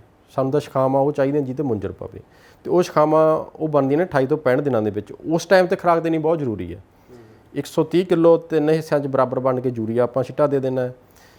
ਪਾਉਣ ਦਾ ਤਰੀਕਾ, ਜਿਹੜਾ ਸਾਡਾ ਕੱਦੂ ਵਾਲਾ ਝੋਨਾ, ਉਹਦੇ ਵਿੱਚ ਕਿਸਾਨ ਨਾ ਖੜੇ ਪਾਣੀ 'ਚ ਪਾ ਦਿੰਦੇ ਨੇ। ਉਹਦੇ ਵਿੱਚ ਕੁਛ ਜਿਹੜੀ ਯੂਰੀਆ ਉਹ ਪਾਣੀ 'ਚ ਘੁਲ ਕੇ ਜੜ੍ਹਾਂ ਤੋਂ ਹੇਠਾਂ ਚਲੀ ਜਾਂਦੀ ਹੈ। ਕੁਛ ਯੂਰੀਆ ਗਰਮ ਪਾਣੀ ਹੁੰਦਾ, ਧੁੱਪ ਜ਼ਿਆਦਾ ਹੁੰਦੀ ਹੈ, ਉਹ ਗਰਮ ਪਾਣੀ ਦੇ ਵਿੱਚ ਗੈਸ ਬਣ ਕੇ ਉੱਪਰ ਚਲੀ ਜਾਂਦੀ ਹੈ, ਪੌਦੇ ਨੂੰ ਬਹੁਤ ਘੱਟ ਮਿਲਦੀ ਹੈਗੀ। ਸੋ ਪਾਣੀ ਲਾਉਣ ਤੋਂ ਬਾਅਦ ਜਦੋਂ ਪੈਰ ਧਰਾ ਹੋ ਜਾਏ ਉਸ ਟਾਈਮ 'ਤੇ ਛਿੱਟਾ ਦੇਈਏ। ਅਗਲਾ ਜਿਹੜਾ ਤੱਤ ਆਉਂਦਾ ਇਹਦੇ ਵਿੱਚ ਜ਼ਿੰਕ ਦਾ। ਜ਼ਿੰਕ ਦਾ ਸਭ ਤੋਂ ਵੱਡਾ ਅਹਿਮ ਰੋਲ ਆ ਸ਼ਾਖਾਵਾਂ ਬਣਾਉਣ ਦੇ ਵਿੱਚ। ਇਹਦੀ ਨਿਸ਼ਾਨੀ ਇਹ ਹੈ ਕਿ ਪੌਦਾ ਬੂਝਾ ਨਹੀਂ ਮਾਰਦਾ ਤੇ ਪੌਦੇ ਦੇ ਜਿਹੜੇ ਪੱਤੇ ਉਹ ਜੰਗਾਲੇ ਹੋ ਜਾਂਦੇ ਨੇ। ਸੋ ਜ਼ਿੰਕ ਅਸੀਂ ਜਿਹੜੀ 33% ਵਾਲੀ ਹੈ ਉਹ 6-7 ਕਿਲੋ ਪ੍ਰਤੀ ਏਕੜ ਅਸੀਂ ਯੂਰੀਆ ਦੇ ਨਾਲ ਪਹਿਲੀ ਡੋਜ਼ ਉਹਦੇ ਨਾਲ ਦੇ ਸਕਦੇ ਹਾਂਗੇ ਅਸੀਂ। ਤੀਸਰਾ ਜਿਹੜਾ ਤੱਤ ਆਉਂਦਾ ਸਾਡਾ, ਲੋਹੇ ਦੀ ਘਾਟ ਆਉਂਦੀ ਹੈ ਝੋਨੇ ਦੇ ਵਿੱਚ। ਉਹਦੀ ਨਿਸ਼ਾਨੀ ਇਹ ਹੈ ਕਿ ਜਿਹੜੇ ਨਵੇਂ ਪੱਤੇ ਨੇ ਉਹਨਾਂ 'ਚ ਜਿਹੜਾ ਹਰਾ ਮਾਦਾ ਉਹਦੀ ਕਮੀ ਹੋ ਜਾਂਦੀ ਹੈ ਤੇ ਉਹ ਚਿੱਟੀ ਭਾਅ ਮਾਰਦੇ ਨੇ। ਤੇ ਲੋਹਾ ਜਿਹੜਾ ਤੱਤ ਆ ਉਹ ਹਮੇਸ਼ਾ ਹੀ ਸਪਰੇਅ ਹੁੰਦਾ, ਉਹਦੀ ਆਪਾਂ ਖੇਤ ਦੇ ਵਿੱਚ ਮਿੱਟੀ ਦੇ ਵਿੱਚ ਆਪਾਂ ਉਹਨੂੰ ਨਹੀਂ ਪਾਉਣਾਗਾ, ਕਿਉਂਕਿ ਜੇ ਮਿੱਟੀ 'ਚ ਪਾਵਾਂਗੇ ਤਾਂ ਉਹ ਹਾਈਬੀ ਤੱਤ ਉਹ ਫਿਕਸ ਵੀ ਹੋ ਜਾਂਦਾ। ਮਿੱਟੀ ਦੇ ਵਿੱਚ ਫਿਕਸ ਹੋ ਗਿਆ, ਪੌਦਾ ਲੈ ਨਹੀਂ ਸਕਦਾ ਉਹਨੂੰ। ਇਸ ਕਰਕੇ ਇਹਦੀ ਆਪਾਂ 1% ਘੋਲ ਬਣਾ ਕੇ, ਮਤਲਬ 1 ਕਿਲੋ ਫੈਰਸ ਸਲਫੇਟ 100 ਲੀਟਰ ਪਾਣੀ, ਉਹਦੀ ਆਪਾਂ ਸਪਰੇਅ 2 ਵਾਰੀ ਦੇ ਦਈਏ 10-10 15-15 ਦਿਨ ਦੇ ਵਕਤ ਤੇ ਉਹਦੀ ਜਿਹੜੀ ਕਮੀਆਂ ਦੂਰ ਹੋ ਜਾਂਦੀ ਹੈ। ਤੇ DAP ਜਿਹੜਾ ਤੱਤ ਆ ਉਹ ਬਿਲਕੁਲ ਨਹੀਂ ਪਾਉਣੀ ਕਿਸਾਨ ਭਰਾਓ। ਇੱਕ ਤਾਂ ਮਹਿੰਗੀ ਬਹੁਤ ਹੋ ਚੁੱਕੀ ਹੈ, ਦੂਸਰਾ ਪੌਦੇ ਨੂੰ ਬਿਲਕੁਲ ਜ਼ਰੂਰਤ ਨਹੀਂ ਗੀ। ਜਿਹੜੀ DAP ਅਸੀਂ ਕਣਕ ਦੇ ਵਿੱਚ ਪਾਈ ਹੈ ਉਹ ਅੱਧੀ ਉੱਦਾਂ ਹੀ ਖੇਤ ਦੇ ਵਿੱਚ ਪਈ ਹੈ। ਮਤਲਬ ਝੋਨੇ 'ਚ ਕਿਸਾਨਾਂ ਨੂੰ DAP ਪਾਉਣ ਦੀ ਲੋੜ ਬਿਲਕੁਲ ਨਹੀਂ। ਹੁਣ ਉਹ ਪੌਦੇ ਜਿਹੜੀ ਯੂਰੀਆ ਸਾਡੇ ਖੇਤ ਦੇ ਵਿੱਚ DAP ਬਚੀ ਹੋਈ ਹੈ ਉਹ ਝੋਨੇ ਦੇ ਪੌਦਿਆਂ ਨੇ ਲੈ ਲੈਣੀ ਹੈ। ਇਸ ਟਾਈਮ ਤੇ ਟੈਂਪਰੇਚਰ ਜ਼ਿਆਦਾ ਹੋ ਜਾਂਦਾ ਹੈ ਤੇ ਜਿਹੜੀ ਉਹ ਫਾਸਫੋਰਸ ਆ DAP ਦੇ ਵਿੱਚ ਖੁਰਾਕੀ ਤੱਤ ਹੈ ਉਹ ਪੌਦੇ ਨੂੰ ਅਵੇਲੇਬਲ ਹੋ ਜਾਂਦਾ ਹੈਗਾ। ਪੋਟਾਸ਼ ਆ ਜਿਹੜੀ ਉਹ ਵੀ ਅਸੀਂ ਮਿੱਟੀ ਟੈਸਟ ਦੇ ਆਧਾਰ ਤੇ ਪਾਈਏ, ਹੋਰ ਸਾਨੂੰ ਫਾਲਤੂ ਜ਼ਹਿਰਾਂ ਪਾਉਣ ਦੀ ਲੋੜ ਨਹੀਂ ਗੀ। ਇੱਕ ਗੱਲ ਹੋਰ ਆ ਸਰ ਵੀ ਕਿ ਅਸੀਂ ਨਾ ਬਹੁਤ ਸਾਰੇ ਜਿਹੜੇ ਮਿਕਸਚਰ ਨੇ ਜਾਂ ਬਾਇਓ ਫਰਟੀਲਾਈਜ਼ਰ ਨੇ ਉਹ ਆਪਣੇ ਡੀਲਰਾਂ ਦੇ ਆਖੇ ਖੇਤ ਦੇ ਵਿੱਚ ਪਾਉਣੇ ਹੈਗੇ। ਬਿਲਕੁਲ ਉਹਨਾਂ ਦੀ ਜ਼ਰੂਰਤ ਨਹੀਂ, ਬਿਲਕੁਲ ਸਾਡੇ ਖੇਤਾਂ 'ਚ ਸਿਫਾਰਿਸ਼ ਨਹੀਂ ਉਹਨਾਂ ਦੀ। ਉਹਨਾਂ ਦਾ ਉਲਟਾ ਨੁਕਸਾਨ ਹੁੰਦਾ ਹੈ ਕਿ ਉਹ ਪੌਦੇ ਦਾ ਨਾ ਇੱਕ ਬਣਾਉਟੀ ਵਾਧਾ ਕਰ ਦਿੰਦੇ ਨੇ। ਉਹ ਮਿਕਸਚਰ ਹੈ, ਉਹ ਗਰੋਥ ਰੈਗੂਲੇਟਰ ਹੈ। ਪੌਦੇ ਦਾ ਜਦੋਂ ਬਣਾਉਟੀ ਵਾਧਾ ਹੋ ਗਿਆ ਉਹਦੇ ਵਿੱਚ ਜਿਹੜੇ ਸਹੀ ਖੁਰਾਕੀ ਤੱਤਾਂ ਦੀ ਜਿਹੜੀ ਕਮੀ ਹੈ ਸਾਨੂੰ ਉਹ ਵੀ ਕਿਤੇ ਨਜ਼ਰ ਨਹੀਂ ਆਉਂਦੀ, ਜਿਹਨੂੰ ਆਪਾਂ ਹਿਡਨ ਜਿਹੜੀ ਡੈਫੀਸ਼ੈਂਸੀ ਆਖਦੇ ਆਂਗੇ, ਹਿਡਨ ਹੰਗਰ ਆਖਦੇ ਹਾਂ ਜਿਹਨੂੰ ਆਪਾਂ। ਉਹ ਜਦੋਂ ਡੈਫੀਸ਼ੈਂਸੀ ਨਹੀਂ ਆਪਾਂ ਨੂੰ ਦਿਖਾਈ ਦੇਵੇਗੀ ਪੌਦੇ ਦੇ ਵਿੱਚ, ਤਾਂ ਜਿਹੜੇ ਖੁਰਾਕ ਅਸੀਂ ਦੇਣੀ ਆ ਉਹ ਨਹੀਂ ਦੇ ਸਕਦੇ ਉਹਨੂੰ, ਉਲਟਾ ਉਹਦਾ ਨੁਕਸਾਨ ਹੋ ਜਾਂਦਾ। ਤੇ ਉਹ ਇਦਾਂ ਦੇ ਜਿਹੜੇ ਖੇਤ ਨੇ ਉਹ ਝਾੜ 'ਤੇ ਜਾ ਕੇ ਮਰ ਜਾਂਦੇ ਨੇ, ਉਹਨਾਂ ਪੂਰਾ ਝਾੜ ਨਹੀਂ ਨਿਕਲਦਾ। ਸੋ ਜਿਹੜੇ ਫਾਲਤੂ ਦੇ ਖਰਚ ਨੇ ਆਪਾਂ ਬਿਲਕੁਲ ਨਹੀਂ ਆਪਣੇ ਝੋਨੇ ਦੇ ਲਈ ਜਾਂ ਹੋਰ ਫਸਲ ਦੇ ਲਈ ਆਪਾਂ ਨੂੰ ਕਰਨ ਦੀ ਜ਼ਰੂਰਤ ਨਹੀਂ। ਬਿਲਕੁਲ ਡਾਕਟਰ ਸਾਹਿਬ, ਤੁਸੀਂ ਪੂਰੀ ਜਾਣਕਾਰੀ ਦਿੱਤੀ ਝੋਨੇ ਦੀ ਸਿੱਧੀ ਬਿਜਾਈ ਬਾਰੇ, ਤੇ ਆਪਣੇ ਕਿਸਾਨਾਂ ਨੂੰ ਜ਼ਰੂਰ ਇਹ ਕਰਨਾ ਚਾਹੀਦਾ ਹੈ ਤਾਂ ਜੋ ਆਪਾਂ ਹਰ ਇੱਕ ਪੱਖ ਤੋਂ ਆਪਣੇ ਖਰਚੇ ਵੀ ਘਟਾਈਏ, ਹੈ ਨਾ, ਤੇ ਨਾਲ ਦੀ ਨਾਲ ਪਾਣੀ ਵੀ ਬਚਾਈਏ। ਤੇ ਉਹਦੇ ਨਾਲ ਜਦੋਂ ਆਮਦਨ ਦੇ ਵਿੱਚ ਵਾਧਾ ਹੋਊਗਾ ਤਾਂ ਆਪਣੇ ਆਪ ਕਿਸਾਨ ਜਿਹੜਾ ਖੁਸ਼ਹਾਲ ਹੋਊਗਾ। ਆਖਰੀ ਤੁਸੀਂ ਕੀ ਸੁਨੇਹਾ ਦੇਣਾ ਚਾਹੁੰਦੇ ਹੋ ਆਪਣੇ ਕਿਸਾਨਾਂ ਨੂੰ ਵੀ ਉਹ ਕਿਵੇਂ ਆਪਣੀ ਜਿਹੜੀ ਹੈ ਸੌਣੇ ਦੀ ਫਸਲ ਦੇ ਵਿੱਚ ਝੋਨਾ ਜਿਹੜਾ ਖਾਸ ਕਰਕੇ ਸਿੱਧੀ ਬਿਜਾਈ ਉਹ ਲਾਉਣ? ਪਿਛਲੇ ਸਾਲ ਜਿਹੜੇ ਕਿਸਾਨਾਂ ਨੇ ਸਿੱਧੀ ਬਿਜਾਈ ਕੀਤੀ ਸੀ ਤੇ ਉਹ ਕਿਸੇ ਮਜਬੂਰੀ ਕਾਰਨ ਵਾਹ ਦਿੱਤੀ ਉਹਨਾਂ ਨੇ, ਉਹਨਾਂ ਲਈ, ਉਹ ਕਿਸਾਨਾਂ ਲਈ ਇੱਕ ਮੇਰੀ ਅਪੀਲ ਹੈਗੀ ਕਿ ਜਿਹੜੀ ਸਿੱਧੀ ਬਿਜਾਈ ਹੈ ਕੁਝ ਕਮੀਆਂ ਸਾਡੇ 'ਚ ਰਹਿ ਗਈਆਂ ਹੋਣੀਆਂ ਕਿ ਜਿਹੜਾ ਅਸੀਂ ਝੋਨਾ ਕਾਮਯਾਬ ਨਹੀਂ ਹੋ ਸਕਿਆ, ਜਾਂ ਕੁਝ ਮੌਸਮੀ ਮਾਰਾਂ ਹੋ ਸਕਦੀਆਂ ਨੇ। ਆਪਾਂ ਬਿਲਕੁਲ ਨਿਰਾਸ਼ ਨਾ ਹੋਈਏ ਇਸ ਤਕਨੀਕ ਤੋਂ। ਇਸ ਸਾਲ ਅਸੀਂ ਟਰਾਇਲ ਦੇ ਤੌਰ ਤੇ, ਜੇ ਕੋਈ ਛੋਟਾ ਜ਼ਿਮੀਂਦਾਰ ਹੈ ਤਾਂ ਘੱਟੋ ਘੱਟ ਅੱਧਾ ਏਕੜ, ਜੇ ਕੋਈ ਕਰ ਸਕਦਾ 1 ਏਕੜ, ਆਪਾਂ ਇਸ ਬਿਜਾਈ ਵਾਲੇ ਪਾਸੇ ਜ਼ਰੂਰ ਆਈਏ, ਤਜਰਬਾ ਜ਼ਰੂਰ ਕਰੀਏ। ਜੇ ਤੁਹਾਨੂੰ ਕਿਸੇ ਵੀ ਕਿਸਮ ਦੀ ਕੋਈ ਜ਼ਰੂਰਤ ਹੈਗੀ, ਕੋਈ ਖੇਤੀ ਮਾਹਰਾਂ ਦੀ ਜ਼ਰੂਰਤ ਹੈ, ਤਾਂ ਤੁਸੀਂ ਖੇਤੀਬਾੜੀ ਮਹਿਕਮੇ ਦੇ ਨਾਲ ਜਿਹੜੇ ਬਲਾਕ ਪੱਧਰ 'ਤੇ ਬਣੇ ਹੋਏ ਨੇ ਉੱਥੇ ਜਾ ਕੇ ਖੇਤੀ ਮਾਹਰਾਂ ਦੀ ਸਲਾਹ ਲੈ ਸਕਦੇ ਹੋ। ਉਹ ਤੁਹਾਡੇ ਨਾਲ ਖੇਤਾਂ 'ਚ ਵਿੱਚ ਜਾਣਗੇ। ਕਹਿਣ ਦਾ ਭਾਵ ਕਿ ਆਪਾਂ ਇਹ ਤਕਨੀਕ ਨੂੰ ਜੇ ਕਾਮਯਾਬ ਕਰ ਲੈਂਦੇ ਹਾਂ ਤਾਂ ਸਾਡੀ ਜਿਹੜੀ ਝੋਨੇ ਦੀ ਫਸਲ ਹੈ ਉਹਦੇ ਵਿੱਚ ਟੋਟਲੀ ਮੈਕਨਾਈਜੇਸ਼ਨ ਹੋ ਜਾਊਗੀ, ਸਾਨੂੰ ਲੇਬਰ ਦੇ ਉੱਪਰ ਡਿਪੈਂਡ ਰਹਿਣ ਦੀ ਲੋੜ ਹੀ ਨਹੀਂ ਗੀ।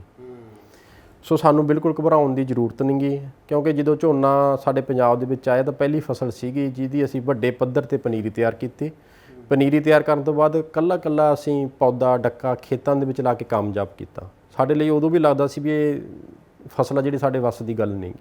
ਸੋ ਅਸੀਂ ਉਸ ਫਸਲ ਨੂੰ ਜੇ ਅਸੀਂ ਕਾਮਯਾਬ ਕਰ ਸਕਦੇ ਹਾਂ ਜਿਹਦਾ ਕੱਲਾ ਡੱਕਾ ਲਾਇਆ, ਤੇ ਬਿਜਾਈ ਹੈ ਜਿਹੜੀ ਬੀਜ ਪਾਉਣਾ ਹੈਗਾ, ਬੀਜ ਦੀ ਮਾਤਰਾ ਸਹੀ ਹੋਣੀ ਚਾਹੀਦੀ ਹੈ, ਪੱਤਰ ਸਹੀ ਹੋਣਾ ਚਾਹੀਦਾ ਹੈਗਾ, ਕਿਸਮ ਦੀ ਚੋਣ, ਇਹ ਮੁੱਢਲੀ ਦੀਆਂ 4-5 ਗੱਲਾਂ ਨੇ। ਇਹਨਾਂ ਵੱਲ ਧਿਆਨ ਦੇ ਕੇ ਅਸੀਂ ਇਹਨੂੰ ਬਹੁਤ ਆਸਾਨੀ ਦੇ ਨਾਲ ਕਾਮਯਾਬ ਕਰ ਸਕਦੇ ਹਾਂ।